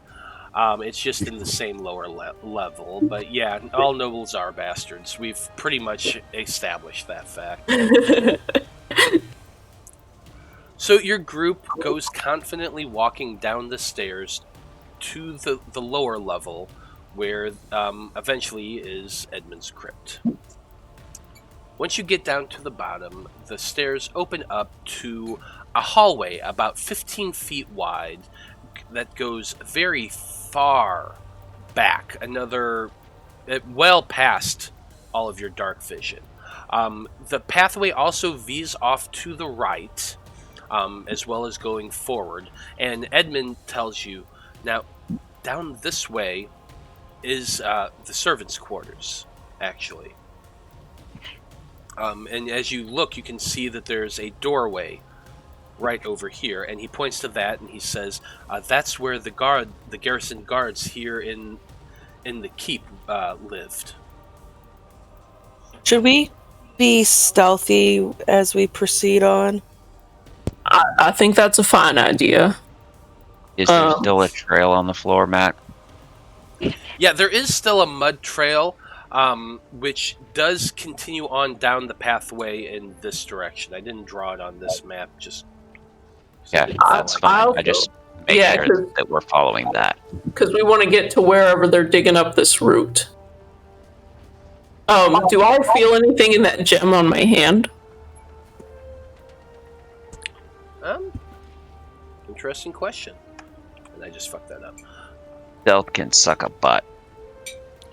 You pause and you focus and think and focus on that gem in your hand, and it takes you a moment, but you do notice there is a bit of a hum, a pulse, coming from it. All right. I've been embedded with heretical magic, but we'll deal with that later. I'm honestly quite worried about using this dream seed or whatever you guys call it. Like, I just want to... Well, you do whatever you please, Blaznir, Mr. Pre-Lich. Do whatever you like. But you will have to kill me one day. But, I probably will have to kill you one day, and it's so sad because we were just becoming good friends. And I'm just going to tell you, it's not going to work. But anyway, so I don't want any gems in my hand or anything, so I don't know if I should use this. As I walk, I'm going to continue, and as I follow this trail, I just kind of want to feel that gem in my hand to feel if it, gets stronger as we approach. Such a minute amount that it's next to indistinguishable. Yeah, I just mean, as we're continuing, not necessarily when I move 10 feet. Shit, fair enough. As we are walking. It's on my mind. Well, your group boldly goes walking. Peek around this corner. Oh yeah, we're stealthing a little bit. I got stealthing. Okay, so give me your stealth checks here real quick. Stealth. 22. By stealthing, Blaznir is. I got a 9. Meanwhile, I got a 14. Yeah, I got 15. Well, yeah. Willow and Cameron are the two loudest of the party, as they're just kind of hopping along, making some noise. The rest of your group being fairly stealthy. And Blaznir, you are the first person. Let's see, you had a 22. Go ahead, Blaznir, and make a perception check. Perception. All right, I'm pretty okay at that. 25. As you begin turning down this corridor, heading south now, down further deeper, you notice there is a gradual decline in the pathway. It starts to slope downward and get steeper as you're walking down this trail. The mud is still definitely there. The footprints are still definitely there. And when you get to right about here, Blaznir, you hear voices up ahead. Oh, well, my head's acting up again. All these voices in my head. Just I don't hear anything, so... rattling off. That's why I'm becoming a lich. Okay. Blaznir's mumbling back there. Wait, am I not supposed to whisper in your ear? No, Is there a problem, Blaznir, that you want to share with the class? I hear voices up ahead, and I was making a joke about me being insane. Alright. what are they saying? I don't know, it's too far. It's just like, Why don't you all just shut up? Yeah, y'all are being pretty loud right now as you're I talking. continue my creeping. And I'm as you not do, pointing you out. see 2 zombies come running out from around the door frame just in front of you. I need everybody to roll for initiative. Ooh, zombies. Y'all being loud. Cameron, what are you doing? The 2 rogues were the loudest. Just being a bunny, you know. I don't actually have any levels like in rogue. crap. Oh. I just happened to take that tool proficiency for, or that feat for tool proficiency for thieves' tools. I am doing very good in initiative today. At least my initiative is good at 25. Shocker, the rabbit goes first. I mean, to be fair, we could be at 25, so... Yeah, there has been a situation in which I did not go first. I believe it was when Ichabod rolled a natural 20 one time. Correct. And I rolled really badly. Natural 20 to engage in a big war battle. I just realized, I think I can give myself guidance on initiative rolls if I have it up beforehand. Yeah. Well, if you had cast it beforehand and it's still lingering, I mean, you'd be able to. I can concentrate on it. Also, don't forget Edmund, and don't forget that he gets a D4. Yep, absolutely. Give me 1 second. Like, I could theoretically just, every minute going down here, just cast guidance on myself again. That's Hey hard. guys, I know we heard zombies, but I could have swore I heard a chocobo as well. No, it was the Moogle. Hoopo. That was close.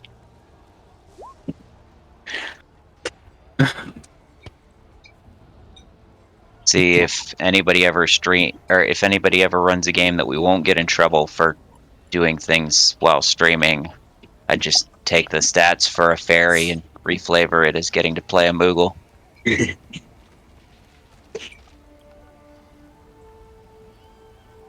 Yeah, you gotta run a joke one shot once to let everybody get all their joke ideas out. If only we would have done that for April Fools. That's actually what it is. That's actually a really good idea. Yeah. I like For think that. April Fools, you can play your most ridiculous joke, stupid character. If you want to be Dwayne The Rock Johnson, that's fine. I mean, we already have him in the Fab 5 campaign. No! Yeah, we do. That's Earth Hollywood. Genasi, the Rock Johnson. I was just throwing somebody out there, but okay. No, I'm Make him like a monk. 100% serious. I'm not joking at all. He started his career as a monk and then eventually Does he have a was very powerful blasted eyebrow? hard when he Yes, he started does. Go look when at he him, Holly. started acting in movies. I think I've seen the art for him. Okay, what am I doing here? Okay. Oh yeah, I know what I'm gonna do. I'm gonna add some battle music.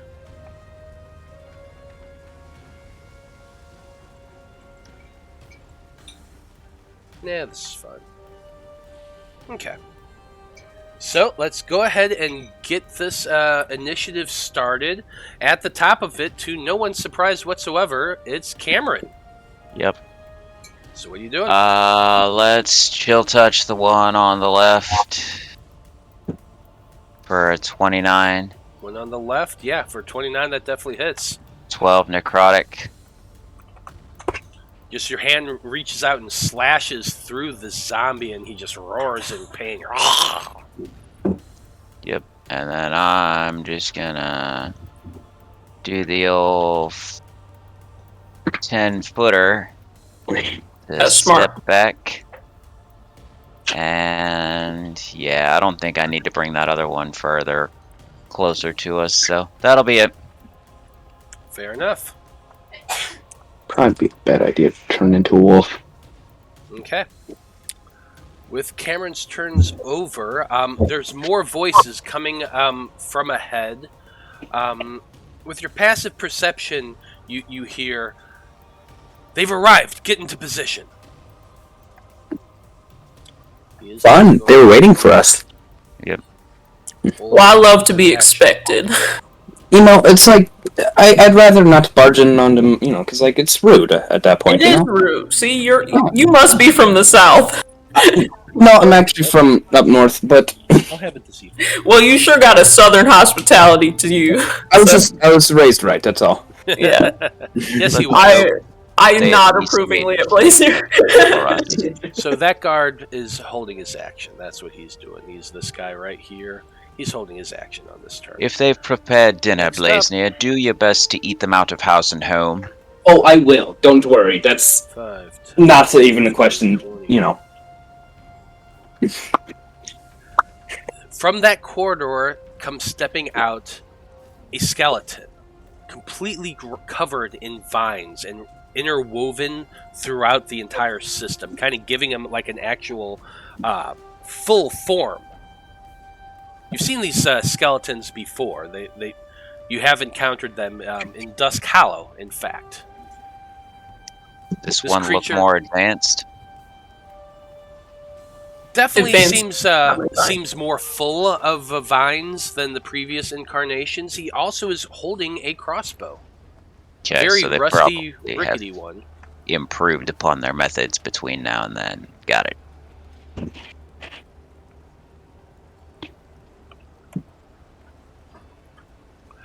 He is, oh, I'm sorry, not a crossbow, a short bow is what he has. And so he is going to be aiming his short bow at the one directly in front, which is Ichabod. Because he doesn't know any better.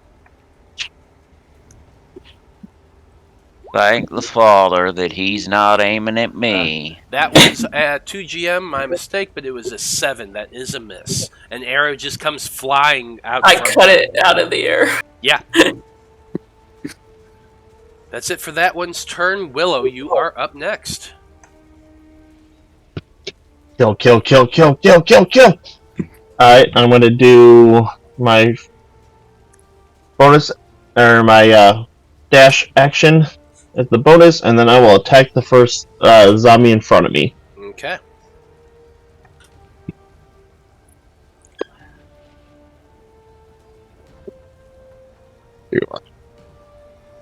Say 20 20 is going to hit. for 10 damage. For 10 points of damage, you hack into this zombie with your greatsword, doing a decent amount of damage. 2 is radiant damage, if it matters. It doesn't. Alright, and then I will second attack. A 29 hit 29 will hit as well.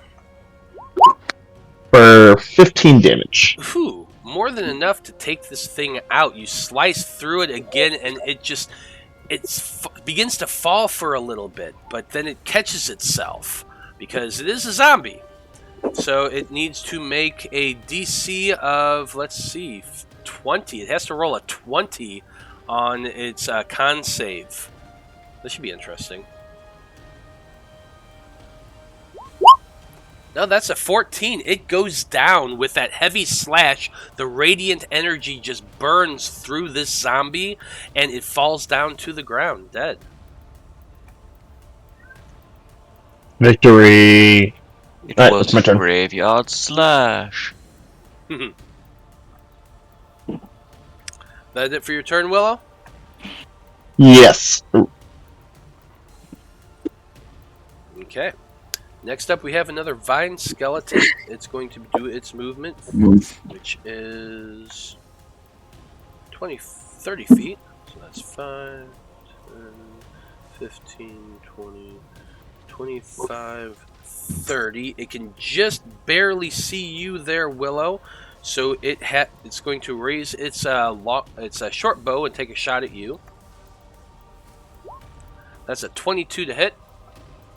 Why do things like to shoot me? That hits. Yeah, once again, surprising no one, an arrow just comes flying out through that doorway, thunks into Willow. You gotta learn how to cut them, you know? 7 points of piercing damage to you, Willow. Alright.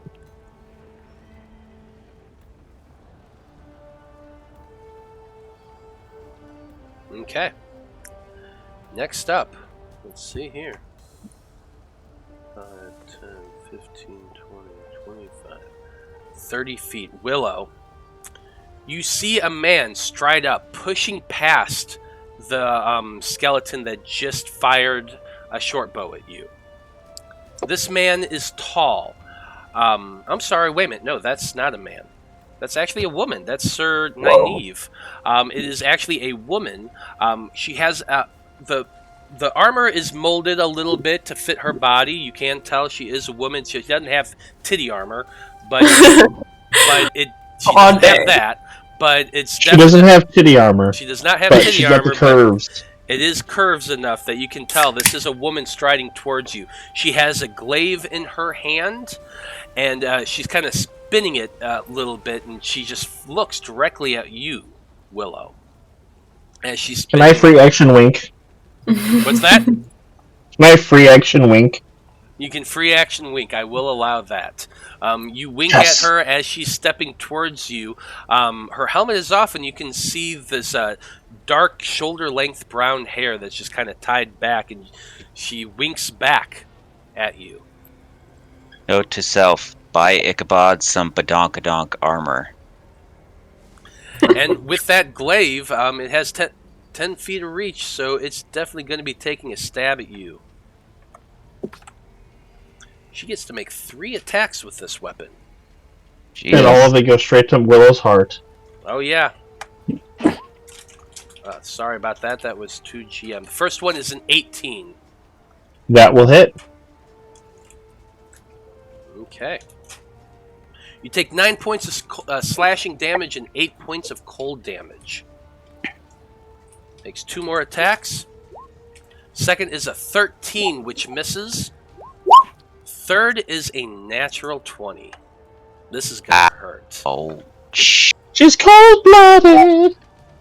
Hey, Matt. Yes. Reaction. Okay. Chronal shift to force her to reroll the critical hit. Okay. Yep. Absolutely. You can just barely, like, you can't see her, but you can see the spear coming out, and it's about to hit Willow. So in that moment, you twist reality and tweak time just a little bit.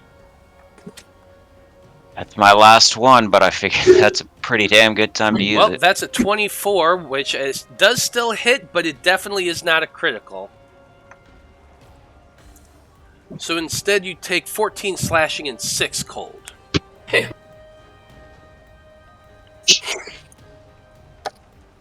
This isn't good. It's at least better. And since she's not in anyone's threshold range...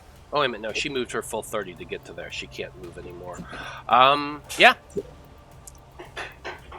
That's going to be it for her turn.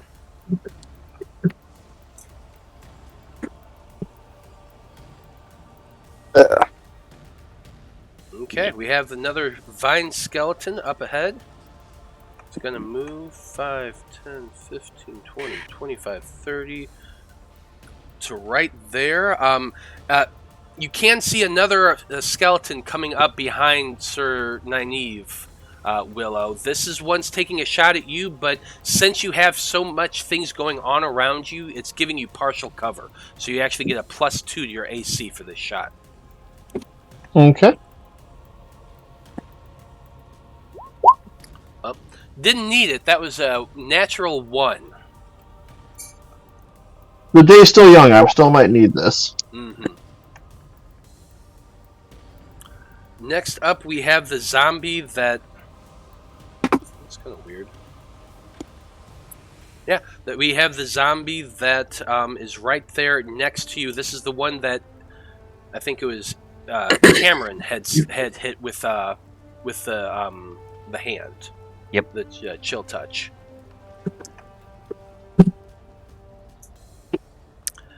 This one gets to make 2 attacks with its vines, or it can attempt to grapple a creature with one. So that's exactly what it's going to do. It's going to attempt to grapple you, Willow, first with its vines. So these vines come shooting out of this zombie, trying to wrap around your feet. This is a grapple check, so it's strength versus yours, but you can also use dexterity if that's better. I will use athletics. Athletics or acrobatics is the 2. You gotta beat an 18. That's not considered an attack roll, is it? Oh wait, never mind. It's not against me. Yeah, it's a grapple check. Doesn't matter. Okay. But with a 19, you manage to push it back. You just swipe out with your sword as these vines come creeping around, trying to grasp at you. You cut through them with your blade, and you are not grappled. In response, it's going to just slam you with those vines. And that was a 15 to hit. So you pull up your sword just in the right moment, and the vines whipping towards you just bounce off of the edge of the blade.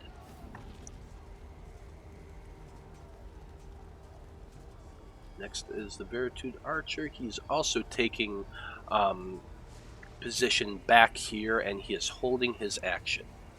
Shokan, you're up next. What are you doing? You see Willow surrounded by some zombies, and a glaive came shooting out from that doorway. I'm going to go 5, 10, 15, 20. I'm going to go up here, and I'm going to attack this guy. Try to move your mic a little closer to your mouth, please. Alright, let's see. 26 to hit. I'm assuming hit. For 8. 8 points of damage. You smash into that zombie. He's looking pretty rough, but he is still up. Another 25 hits. Yep. For 11. That's more than enough to take it out. It had 2 hit points left.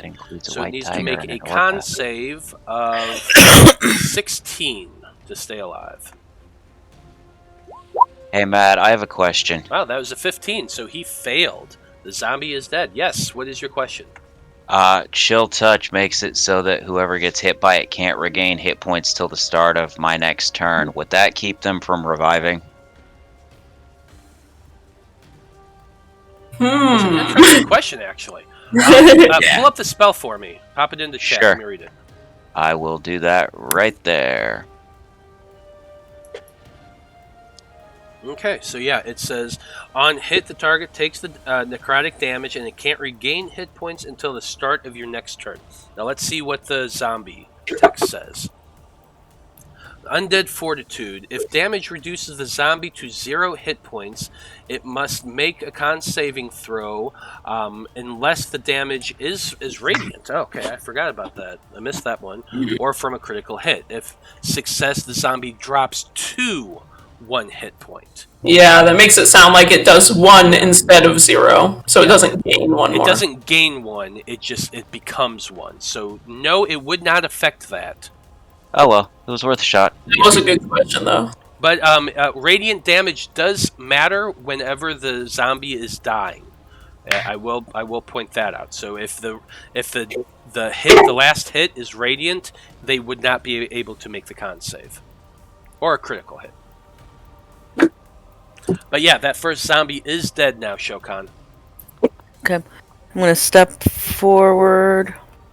And I'm going to unarmed strike that one. Well, brass knuckles, but, 17 to hit. 17 is not enough. You go punching at the knight that's just barely in the doorway there between you, but she's able to easily push your punch back with her glaive.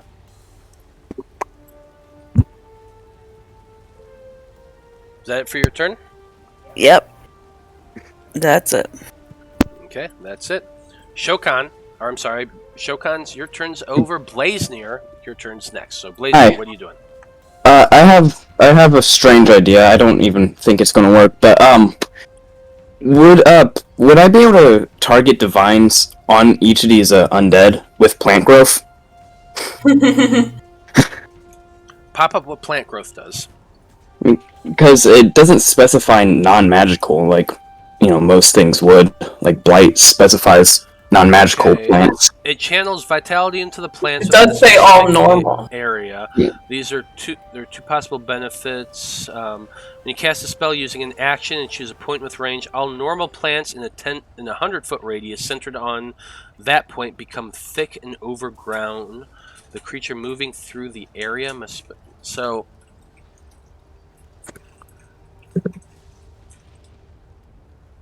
I'm going to say that yes, they probably would affect the plants that are in there because the plants are are plants. Yeah. Specify that they're live plants. Just they're they're normal plants. Normal plants. Yeah, I think that's really what kills it. These are definitely not normal in any way. I mean, they're normal vines, just, they're on dead bodies. But it's not that the vines are just grown on them. The vines are like forming muscles in the skeleton, it's making like it move. magical things. And honestly, at most, what the spell would do is just make thick grass, or it would just become thick and overgrown, so you'd actually become more beefy. Or maybe they'd have a harder time moving around. Maybe, but I think that would be the only effect that might happen. Alright. Because my idea was that, the bodies would probably come apart a bit as the plants grew out, But... Well, it's interesting thematically. Yeah, interesting thematically, but it wouldn't affect their overall composition, because these are beings that are held together by magic to begin with. Alright. Well, then I'll just lob a fireball. When I move closer, probably, yeah. 5, 10, 15, why not? And I'll lob a fireball at the skeleton I can barely see. Okay. Produce flames. 15? 15 is enough to hit. Oh, okay then. 9 fire. 9 points of fire damage to it. It just explodes, burning away at all that woody vine growth that's in there, taking quite a big chunk out of this skeleton. It is still alive, though.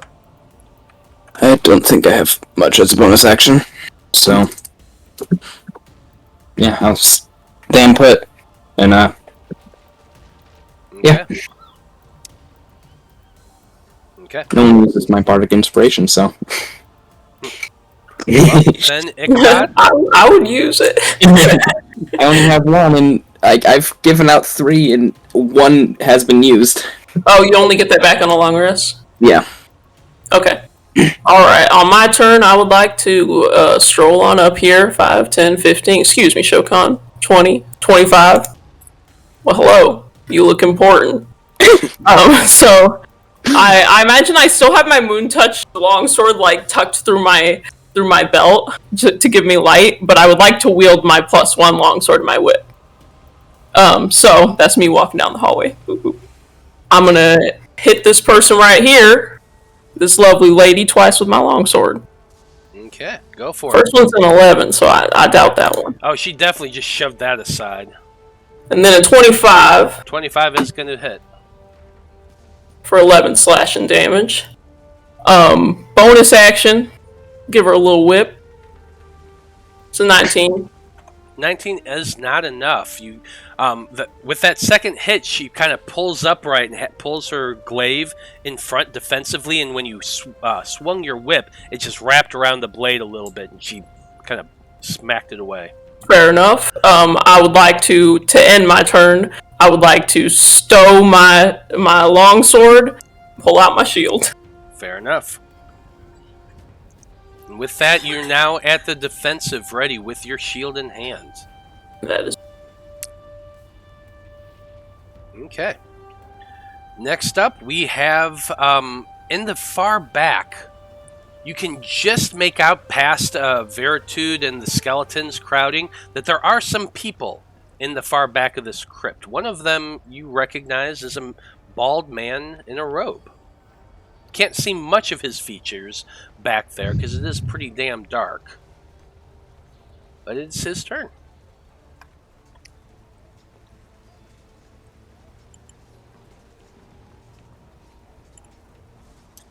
Let's see.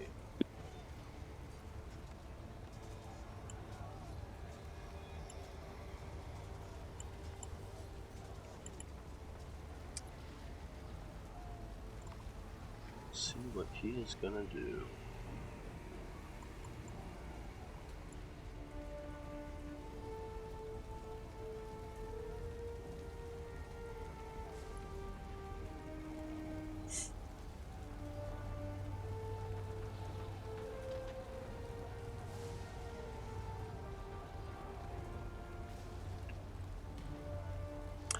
The man steps forward, and as he steps forward, he moves past an odd-shaped creature that you can just barely make out in the distance. It seems almost spectral in its form, but it's floating and it's large and bulbous, and seems to have smoke-like tendrils coming off at the top of it. The man in the robe steps forward around him, and as he gets closer, you do recognize this to be Veritude, the man who, or at least who presented as Veritude upstairs. He can see you, Ichabod, and as he does, he begins casting a spell. I'm going to need you to... Yes? Make an intelligence saving throw, please. No, intelligence! Cast Tasha's Mind Whip. Alright, well, I get a +4. So 13? 13 is not enough. So what happens is this. You're going to take 3d6 psychic damage. Unfortunately, it came up to GM. That's 18 points of psychic damage that slams through your mind, causing you to scream out in pain. You cannot take a reaction until the end of his next turn. Moreover, on its next turn, you must choose whether... on my next turn, I get to choose if you get a move, an action, or a bonus action. It says it must choose, so I imagine it's my choice. It says, on a failed save, the target... Right. Its next turn, it must choose whether it gets a move, an action, or a bonus action. It only gets one of the three, so you get to make that decision on your next turn. Alright. Okay? So keep that in mind. Then he looks back at the creature, and he says to the creature, "Go forward. Attack!"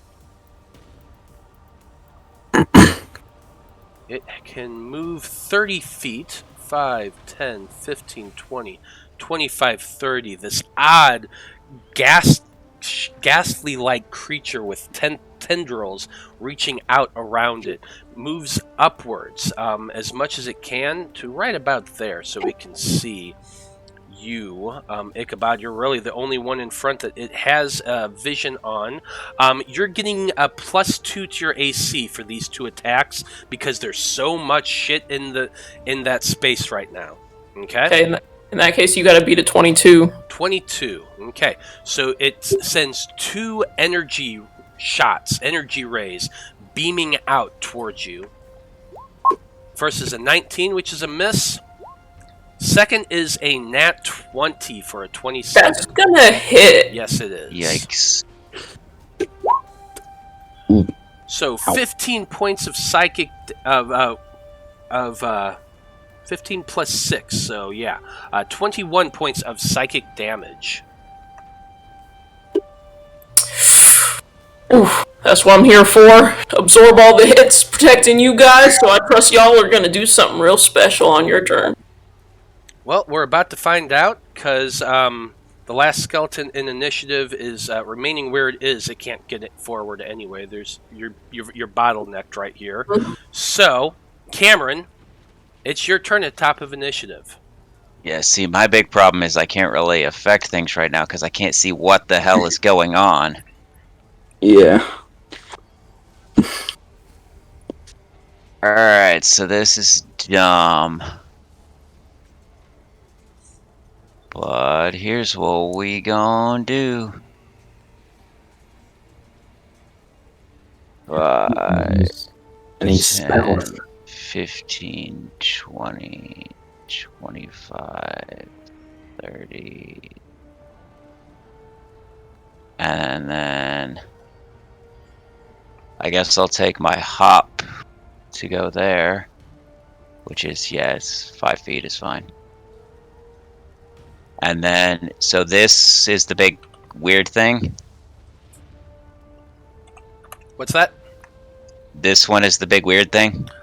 Yeah, it's kind of hard to make out in the gigantic cluster of everything that's there, but you can see just floating over that over Sir Nynaeve's shoulder. There's something hovering right there, and it's kind of black-gray mist swirl. Alright. I am within range. I am casting banishment on it. Or attempting to.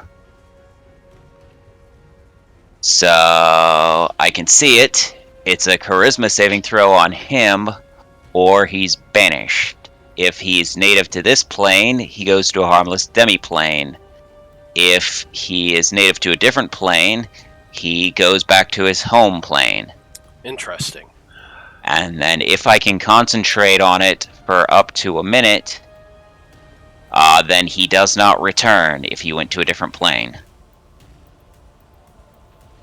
Okay, so I gotta read up on this thing 1 second.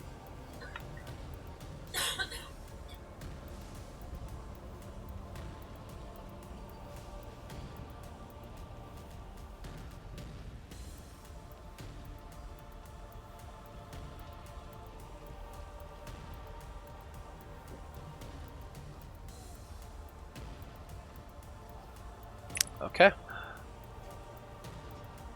Okay, yeah. Charisma saving throw is what you said, right? Yep. This is going to be great. Let's see how well this does. That's a 15. Not bad.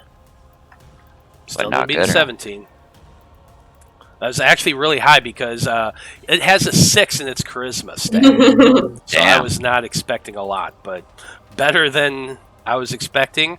Still not enough. You concentrate on this spell, casting banishment towards it, and the thing disappears off of this plane. Cameron, you mind giving me a shove backwards? Backwards, like where? Like here? Like on this zombie here. Because then Shokan could get in front of me. Sure, I'll bonus action shove you with my telekinetic hand. And I can choose to fail, right? Yes, you can willingly fail the save. Okay, I'm going to say for the sake of this, you asked to be shoved backwards 5 feet to get away from this guy, Sir Nynaeve.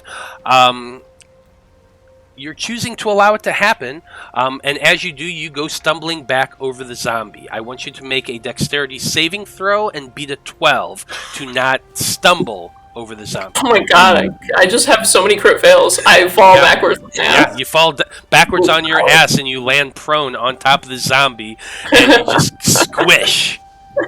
And your butt's now wet from the squish. Alright, that's fine. Alright, well that was my move and standard and bonus, so I'm done. But hopefully getting that thing out of here will be helpful. Well, unfortunately, that guy didn't have a shot on his Willow, you can take the center stage if you want. I gesture to the open square. I point to the blood that's all down my body. I was thinking we should be uplifting women today. So it's your turn. Wow. That's all I have to say. Dude, wow. my ass is gonna fall. So that guard, I took a tumble. is holding his action. The next time he sees someone step forward next to Sir Nynaeve, they're taking a shot. Next up, we have the vine skeleton there next to you, Cameron, and he's just looking down right at you. You're tiny and squishy, so it's going to try to whip you with its vine whip. But I'm also adorable. That's an 18 to hit. I believe that matches. Yeah, that matches my AC. Okay. So 8 points of bludgeoning damage and 6 points of poison damage as this vine whip just smashes out, slashing into you and pricking you with these poisonous thorns. Yikers. Now, Willow, it is your turn. What are you doing? Not dying. Let's see. Since, ladies first after all, I'll step over here. And I will hit the nice, beautiful lady that beat the shit out of me. Okay, hang on a second, Matt. That was 8 and 6. Yep. I gotta make my saving throw. Okay. DC equals 10 or half the damage you take, whichever number is higher, so it would be DC 10. Constitution saving throw. Cool, I save. Okay. Good job. Yep. Okay, Willow, what are you doing?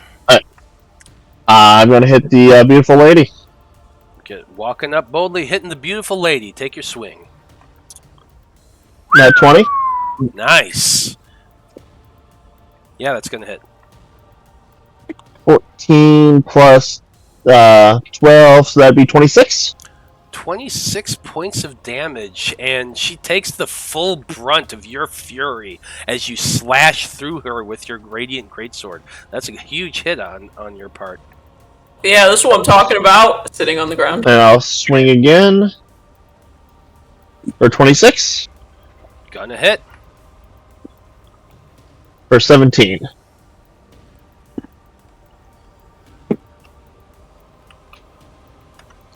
And then I will... Points of damage, nice. Yep. And then I will wink, and then I will disengage. I'll do a bonus action disengage and just back up and leave room for Ichabod. I can't do anything on my next turn, but okay, thanks. Yeah, so huge hits from Willow, and you slice through her twice, and then you disengage and go stepping backwards 5 feet to right there. Don't forget I winked. I did wink. You did wink. You really left me to the wolves. I mean, Shokan's before you, so you know. Shokan's not before the people who are about to attack me prone on the ground. Never mind. That, yeah. They're actually zombies, not wolves. Yeah, right. I'll see you all in hell. Vine Zombie is next, and it's really fucking stupid, and it just goes lumbering forward around Sir Nynaeve, which actually kind of pisses her off, because she wanted to take this. But it's coming right at you, Ichabod, because, like you said, you are on the ground, prone in front, so... What about me? I'm small. It could maybe attack me. This is the clear target right there. I'm over here, it could attack me. I'm just saying, he said it was stupid, and there's I already did. folks It's a 19. Oh, 19 don't hit. Yeah, 19 don't hit. Y'all sitting there wants to talk shit. I'm just trying to set it. I was just ready to take it. Everybody else was interjecting. Yeah, give it to me. It just came running forward, slashed at you, but you managed to get your shield up in time and block it away, and he does not hit you. Can't you see I need a moment?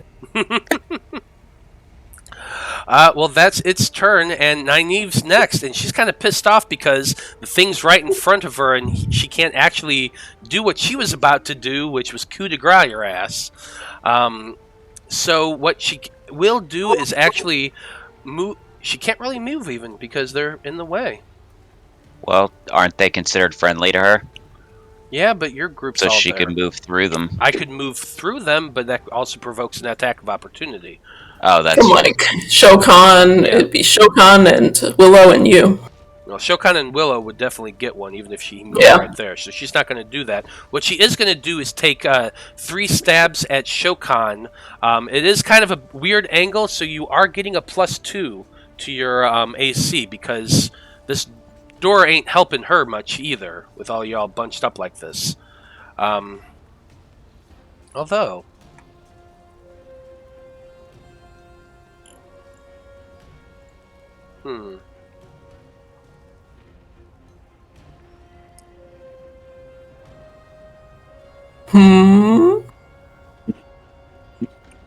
Although... Well, because I just realized I forgot to do something.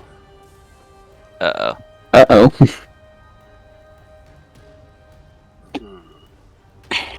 Would she have done that? No, I'm not gonna retcon that. What's that?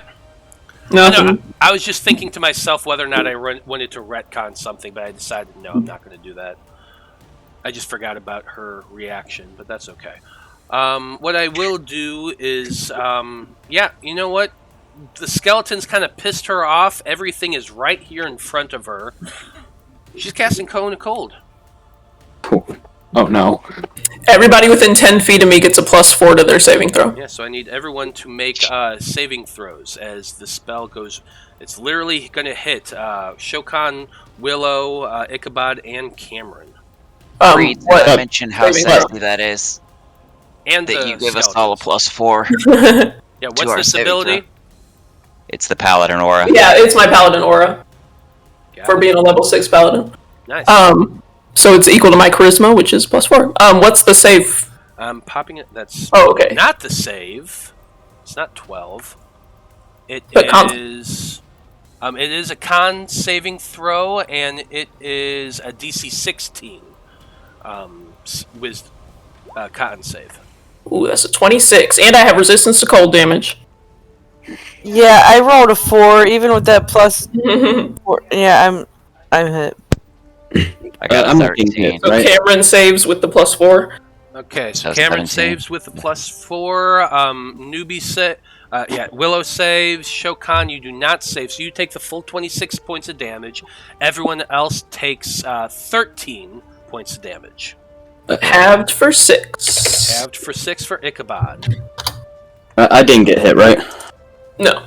No, you did not. The Cone of Cold is 30 feet. It would have been able to hit you. What about the skeleton?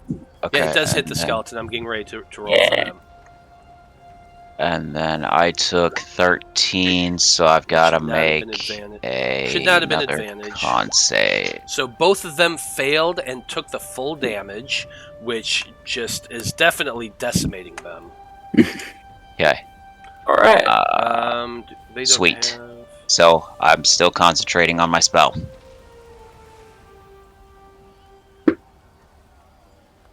So yeah, the two skeletons lie dead at the hands of Mandragor. All of you took your damage, but you're all still up. So that's good, at least. Gonna have to do some healing. And we have one more vine skeleton that was crouching back there, and now that the two of them are dead, it's going to move forward. Yes, protect me. Who should I hit? Should I hit Ichabod, who's still on the ground, or should I hit Cameron, who's tiny and squishy? I'm just having a little nappy, you know? Hey, Matt? Yeah? What's missing from this picture? It's an Edmund. Edmund. With my no boy. token and no place in the initiative order either. Edmund's just really lagging behind all these battles. I'm a D4. No, we came to the climactic battle and he just ran off to let the hired help do the work.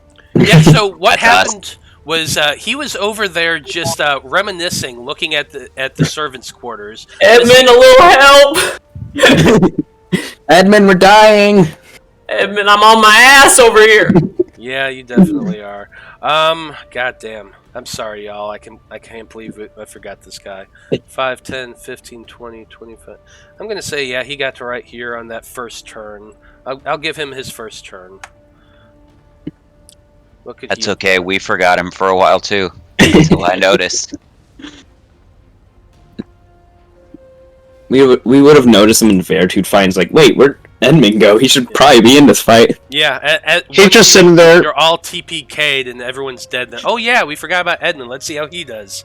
Edmund's just sitting in the corner, holding his leg like Peter Griffin. Yeah, he I'll do a skinned longbow his shot knee. against that guy, against the skeleton. 17 does hit.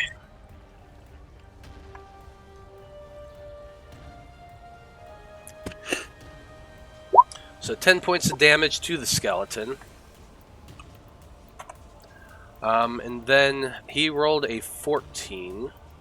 So he would have had a second turn this round. So I'll just go ahead and let him roll again for the longbow shot. 21 is going to hit as well. And 5 more points of damage is...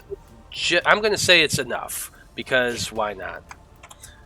So sure enough, that last skeleton is dead. And that'll be Edmund's 2 turns that he missed.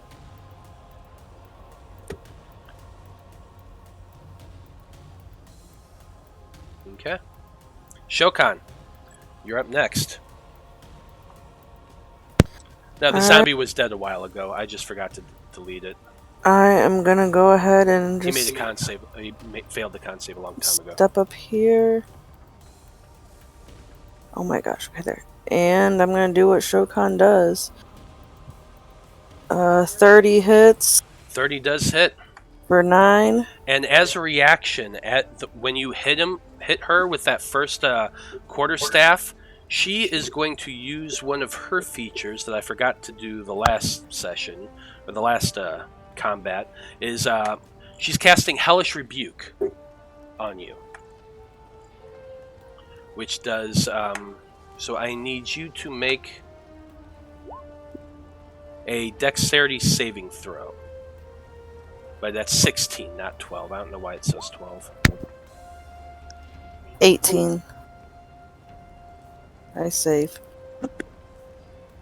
Okay. So instead you only take 3 points of fire damage. Oh god, that's terrifying, Matt. What? I looked at the text in chat next to the spell name. Oh, that says at will. But she still has to use her reaction to do it. Mm-hmm. So, really once per round. Yeah, so once per round he can do Hellish Rebuke. I just forgot to do it last round. Actually, I've got evasion. Okay, so what's evasion do? That. Note. So I take no Yeah, damage. so you take no damage. Monks. Good job. And rogues. You know. Okay, so... Alright, so that's 1 attack. My next attack is 31. That's a Nice. critical for 10 damage. Oh, that's upsetting. Yeah. And I am going to use a key point. And I am going to Flurry of Blows. Go for it. 15 misses, I'm assuming. 15 does miss. And then 28 28 does does not hit. miss. Give me 1 second, though.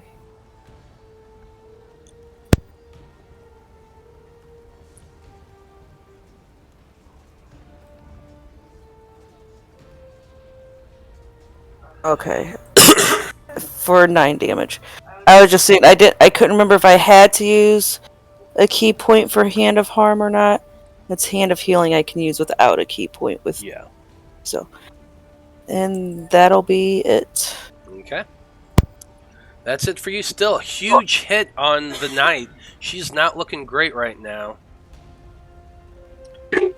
Blaznir, you're up next. Oh, my turn. Lovely. People are looking hurt. I'm pretty sure. I've got big ouchies. Yeah, Yeah. looking very bloodied.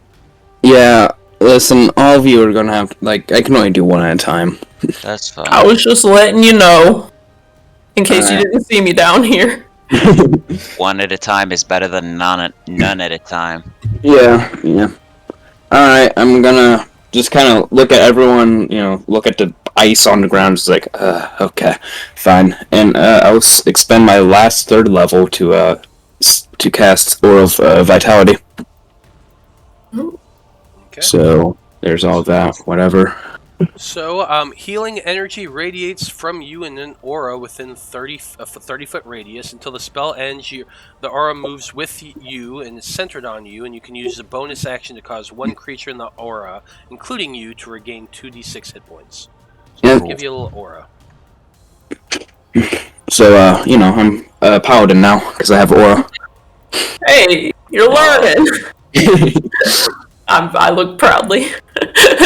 That's my next class. I'm gonna try class. So there you go. Aura, There's your aura. 30-foot aura. Alright, and I'll give healing. Gotta pick favorites here. I'm good. I don't necessarily need healing right now. Yeah.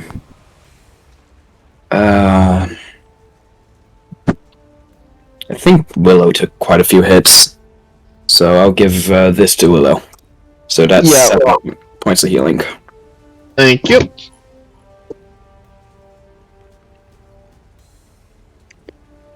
And I honestly can't really see what's going on in that room. I can just see a lot of things getting thrown out of it. You basically So just see your group piled up in front of that door and someone standing on the other side, but you can't really tell who it is. Yeah, so since I see just a lot of things coming through that door that I don't really like, I'm just gonna stay here and just like, give a little bit of support to them, just thumbs ups and stuff. Fair enough. Okay, that's it for Blaznir's turn. Ichabod, you're up next, and you are currently sitting on a zombie. Yeah, and I get to choose one thing that I'm gonna do. What I would like to do is stand up. So obviously I'm choosing movement. Probably. So that's 15 feet, and then since she doesn't have a reaction, can I move? Because I can move through Shokan space, 5, 10 into this room. Yeah, I'd and say then 15. so. I'm gonna go right there, and so I put shield first. I move past Shokan, I push past her, and then I just lean up against this wall over here. And I go, I'm gonna get you! I'm gonna get you on the next turn. Probably won't be today, but... Okay. And then that's it for me. That's it for you? Because that's Tasha's Mind Whip, I can only do movement, so... Yeah. Yep. Okay. At least it was only for this round. Yeah, that's true. Unless you Mind Whip again, but I'm hiding against this wall. You're hiding against that wall. So you went running through and ducking down. You get there behind that wall. Nynaeve Mendrager, she looks at you and kind of growls a little bit, but definitely could not react. Okay. Next comes Veritude's turn.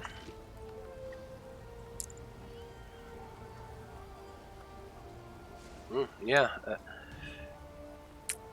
Let's see here.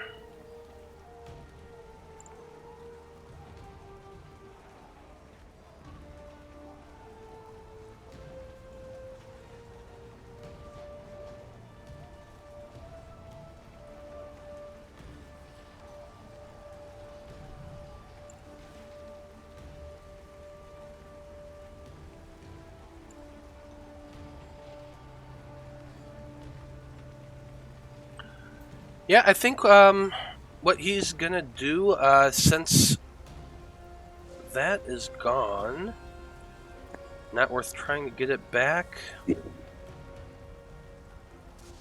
Yeah, Veritude is going to move down to right about here. Let's see, 5, 10, 15, 20, 25... 30 feet to right there. She can now see you, Ichabod, and she can also see Shokan in front of Nynaeve right there. Yes. Let's see. At least it seems like that banishment was good.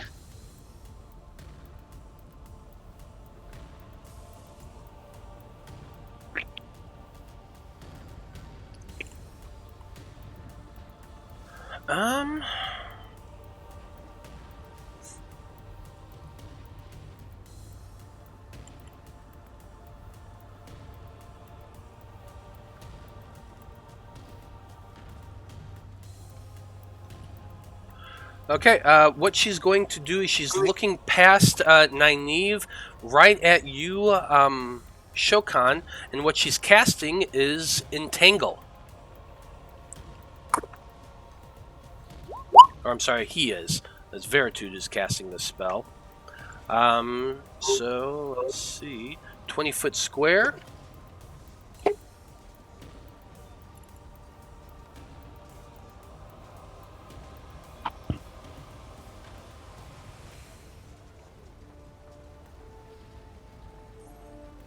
They are positioning it just like that. So I need everyone in this. That's an 18 for me. Shokan, Willow, and Cameron to make, your strength saving throw. Let's hope the big daddy upstairs wants to help me. Hell yeah, he does. 18. Nice. So yeah, Shokan and Cameron, you both succeed and manage to jump out just in time before grasping those vines. Yeah, Willow. Real quick, because I can't see where Ichabod is. Are we still within range to get the bonus from Ichabod? Only Okay. Shokan is. Yeah. Alright, that's what I want to make sure. Sorry, I couldn't see on the map. Well, I don't need the bonus. So, 14, you failed. Vines come shooting up from the stone at your feet and just wrap around you, and you are currently restrained. Let's see. The area is now considered difficult terrain for anyone. And then you hear Sandar Veritude scream out to Nynaeve. Enough playing around! We need to get back to the master. Lance, I was born among this. I didn't leave the Feywild until I was already a man. Cameron, you also feel that the spell you are concentrating on has vanished. Okay. So he just got rid of it. He released the concentration on that to cast the spell, yes. Okay.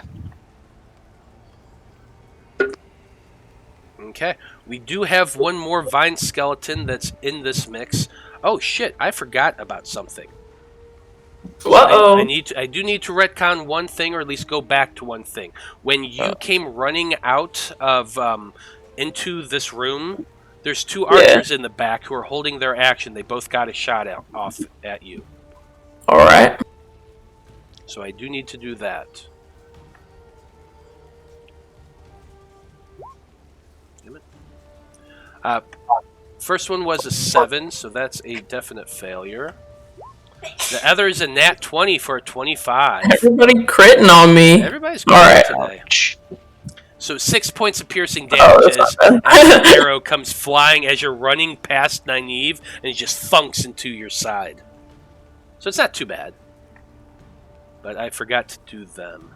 Now then, the last in the initiative is the vine skeleton that was hanging out back here because it couldn't get any forward. So it comes moving up 5, 10, 15 feet to you, Ichabod, since you are the only one that can see. And it is attacking you with its vine whip. And that's a 20 to hit. 20 hits. 20 just hits, I think.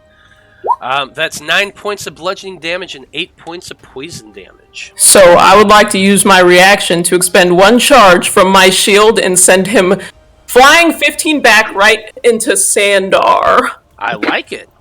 I like it. Go ahead. How does that work? Is it a dexterity? It's not a save. It just says I can use my reaction to push them up to 15 feet. Boom! He goes flying back as a reaction. The skeleton goes flying through the air and slams into Sandar. I'm going to just roll a... I don't know. I'm going to roll a con check with the skeleton. If it beats Veritude's AC, which is decent, it doesn't. He's able to get out of the way. 10. No, unfortunately. He slams through the air. Veritude just dives back, ducks, and it hits the ground right next to him. Alright. It's fine. Does the skeleton take any damage? Yeah, I'm gonna... The Slam into skeleton... Move 15 feet. Yes, actually, why not? He's gonna take 5 points of bludgeoning damage because he was thrown 15 feet away. Alright. I'll allow it for that circumstance. Blaznir, if you can hear me, could use some of that healing aura.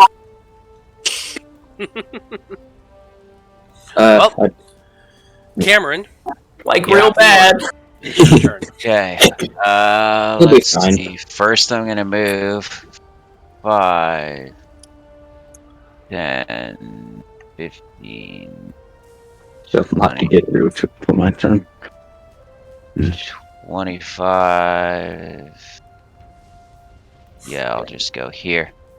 Okay. And then, And he still doesn't have his reaction, so you're good. yep. And the one on the bottom is Baritude, right? The blue. Uh-huh. circle. Cool. I am going to cast, or try to cast, I guess, web. Web at Veritude? Let me find a 20-foot cube. I got those up.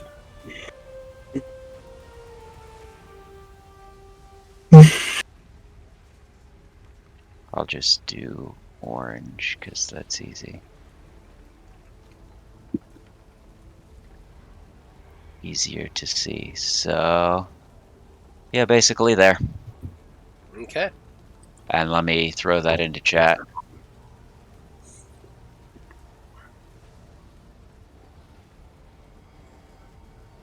Okay, dex saving throws. Yep. And it is a 17 save. Wow, Skeleton succeeded with a nat 20.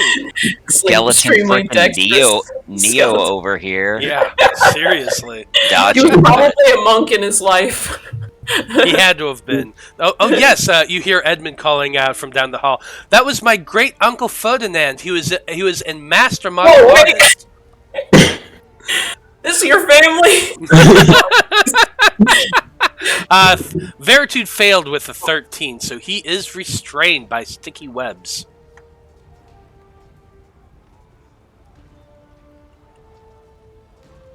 And I actually have Look, a web icon. Look, Veritude, it happens to the best of us. Sometimes you just get very excited and pop off. I think y'all are being real kind to him by calling him by his fake name. no trouble. I don't like this. I'm tied up and white stuff is flying everywhere. Gross. Wow. Okay.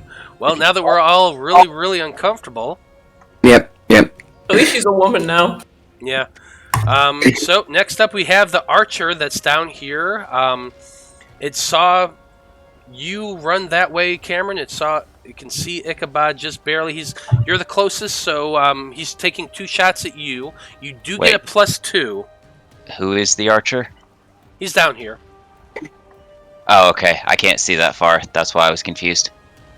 Yep. Who's he shooting? He's shooting at Cameron. Okay. My Yeah. AC is an 18. Well, your but AC still. is a 20 because you get a Oh, +2 right. because you're standing behind this wall and it is giving you partial cover. Okay.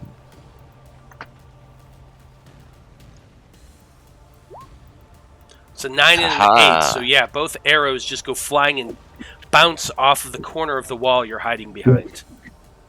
Wheat. And now it's Willow's turn.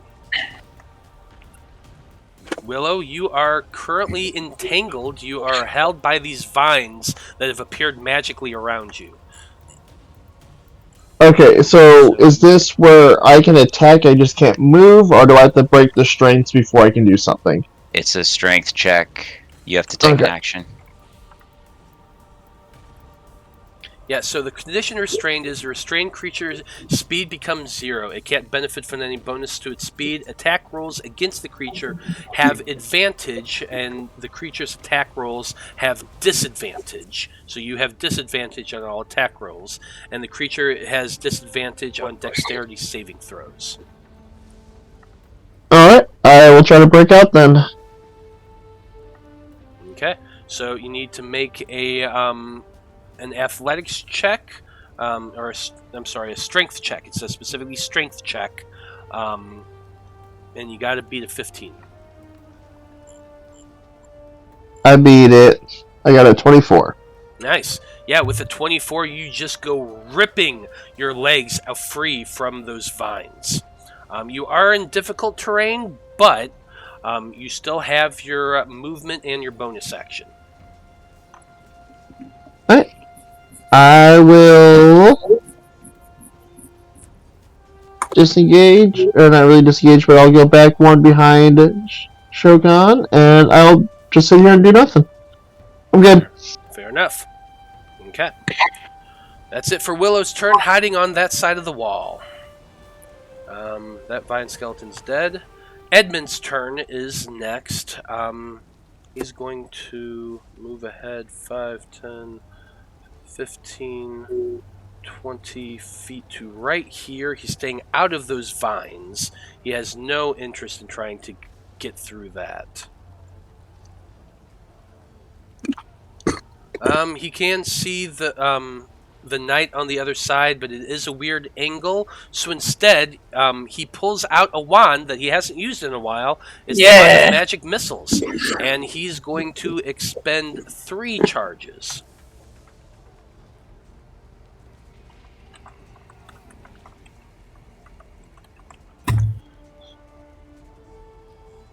So 1, 2, 3, 4, 5. So 5 bolts of energy come shooting out from the tip of this wand, arcing around the door and slamming into Nynaeve. Does a total of 20. 20 points of damage. Not bad at all for a magic missile spell.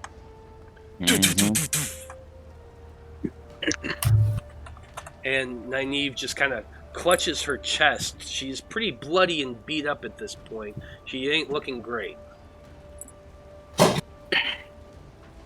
Let's see. That's it for Edmund's turn. And we have Nynaeve next. And she's hurt. And people have gotten around her. Her own party has fallen by her hand. Let's her. She's not very wise. Nope, but what she is going to do is she's going to cast Dimension Door. I'm going to counterspell, please. 1 counter spell, please. Okay. All these knights and their counterspell, I swear. Or not their counter dimension door. Dimension door. Yeah, hush. They're the 5-star cowards. Yeah. Okay, so I'm going to need you to make your check to try to get this. So it's going to be 10 plus the spell's level. So you need to beat a 14. We're gonna get to Veritude, and he's just gonna flip us off and disappear. Yeah, unfortunately, that's a 7, so That sucks. you attempt to cast Counterspell, but the spell was too powerful for it, and it went through. And he, or she, I always want to keep saying he, she disappears. Yep. I didn't want to use a higher level slot on it, but I probably should have. Oh, we'll kill her later. She's not gonna have enough time to rest. Maybe she'll learn of their defeat, their impending defeat, and just not come back. You know? Who knows? Maybe we can hire them later on in the campaign. No. Probably not. 1-star rating? Are you kidding me? As I'm much just as they've run, My ideal scenario for these 5-star knights is any of them who make it out alive have to go into hiding, because if we see them, we're gonna kill them. The entire downtime, we're just hunting them down. Yeah. Well, with Nynaeve disappeared, what we have left are these archers. This one here in the distance, you can just barely make him out, is taking 2 shots at Shokan.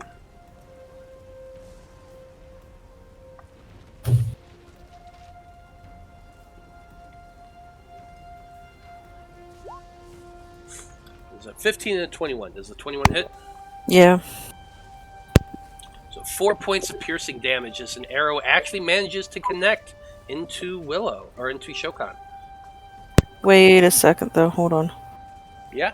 Collect missiles. Yeah. Deflect missiles.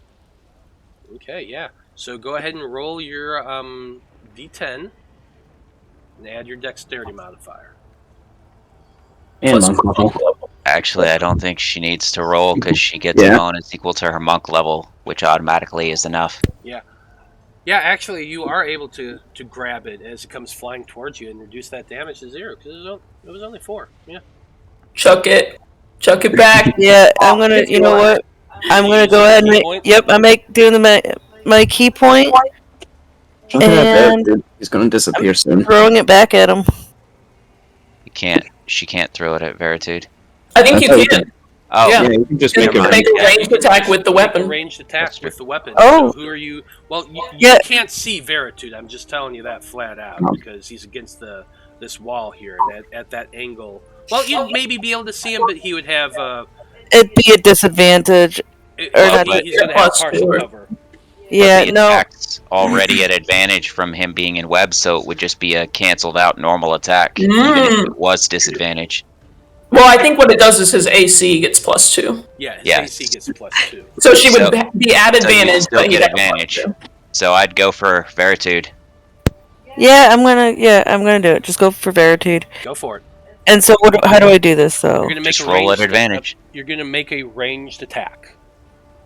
Okay. So it's plus dexterity. Well, yeah, plus proficiency plus dexterity. So just do Yes. D20 because I don't have any D20 range. plus proficiency plus dexterity modifier. Okay, 11 plus proficiency is +4, plus dexterity would be +3. 4, 5, 6, 7 plus 7. So that would be a 7. 18. 18? Yeah, 18's going to hit. Well, who are you throwing it at? Veritude? Veritude. Yes. Yeah, actually, 18 is exactly what you need to hit to hit him. So that does hit. Roll a d8. 3 damage. So Not much, but it's 3 something. plus your dex modifier, so that's 6. Not bad. Oh, okay, 6, yeah. Not much, but it's something. Yeah, not much, but you grab that arrow as it's come flying towards your head, and you just snatch it out and lob it as hard as you can. Veritude's head's just peeking out, and it comes right slashing him across the scalp, doing those the 6 points of damage.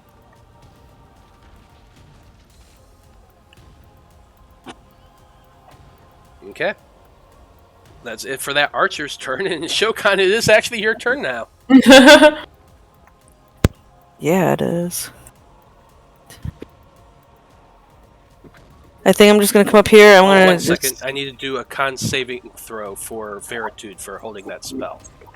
Oh yeah, DC 10. 12, yeah, he is holding it still. Okay, now go ahead.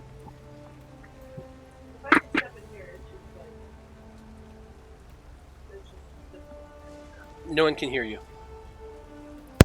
If I step like right here, that's difficult terrain, correct? It's just going to take you, cost you 10 feet of movement. Okay. Then I can still attack him, or is that, or would it be better for me to go over here? It's up If to you you. go into the web, you'll have to Yeah, make a dex save. And that's if you true. fail, you'll be restrained. Hmm. is it as soon as you enter? Yes. Uh-huh.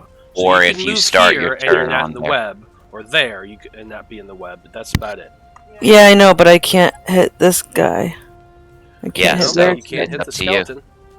Yeah, I think I You did can it. just step in the web. It's up to you. I'm gonna take care of the skeleton first, real quick.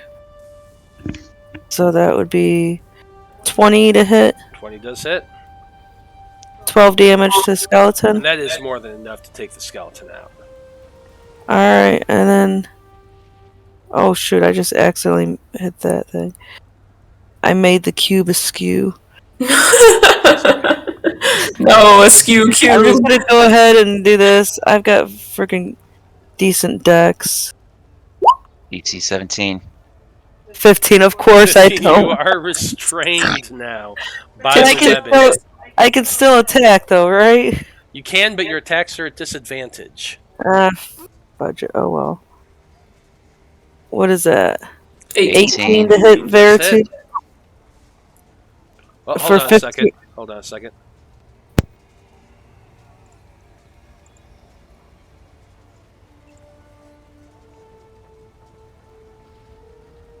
I feel like it hit last time. Yeah, it did, but I was seeing if he had shield, Oh. and he doesn't, so you're good.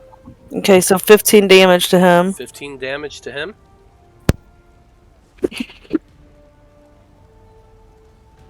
and I'm gonna, use my key point and 12 and 15. I don't think either of those would hit. not hit, no. Damn, that 30 though. I wish I could have gotten that 30. Alright, that's it. Okay, that's it for Shokan's turn.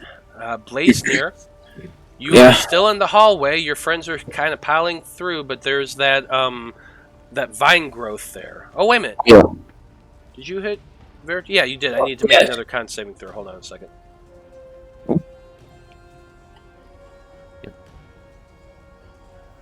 So, looks like he needs to beat a 10 again. Yep. 17. Yeah, he saved. So, the spell is still up.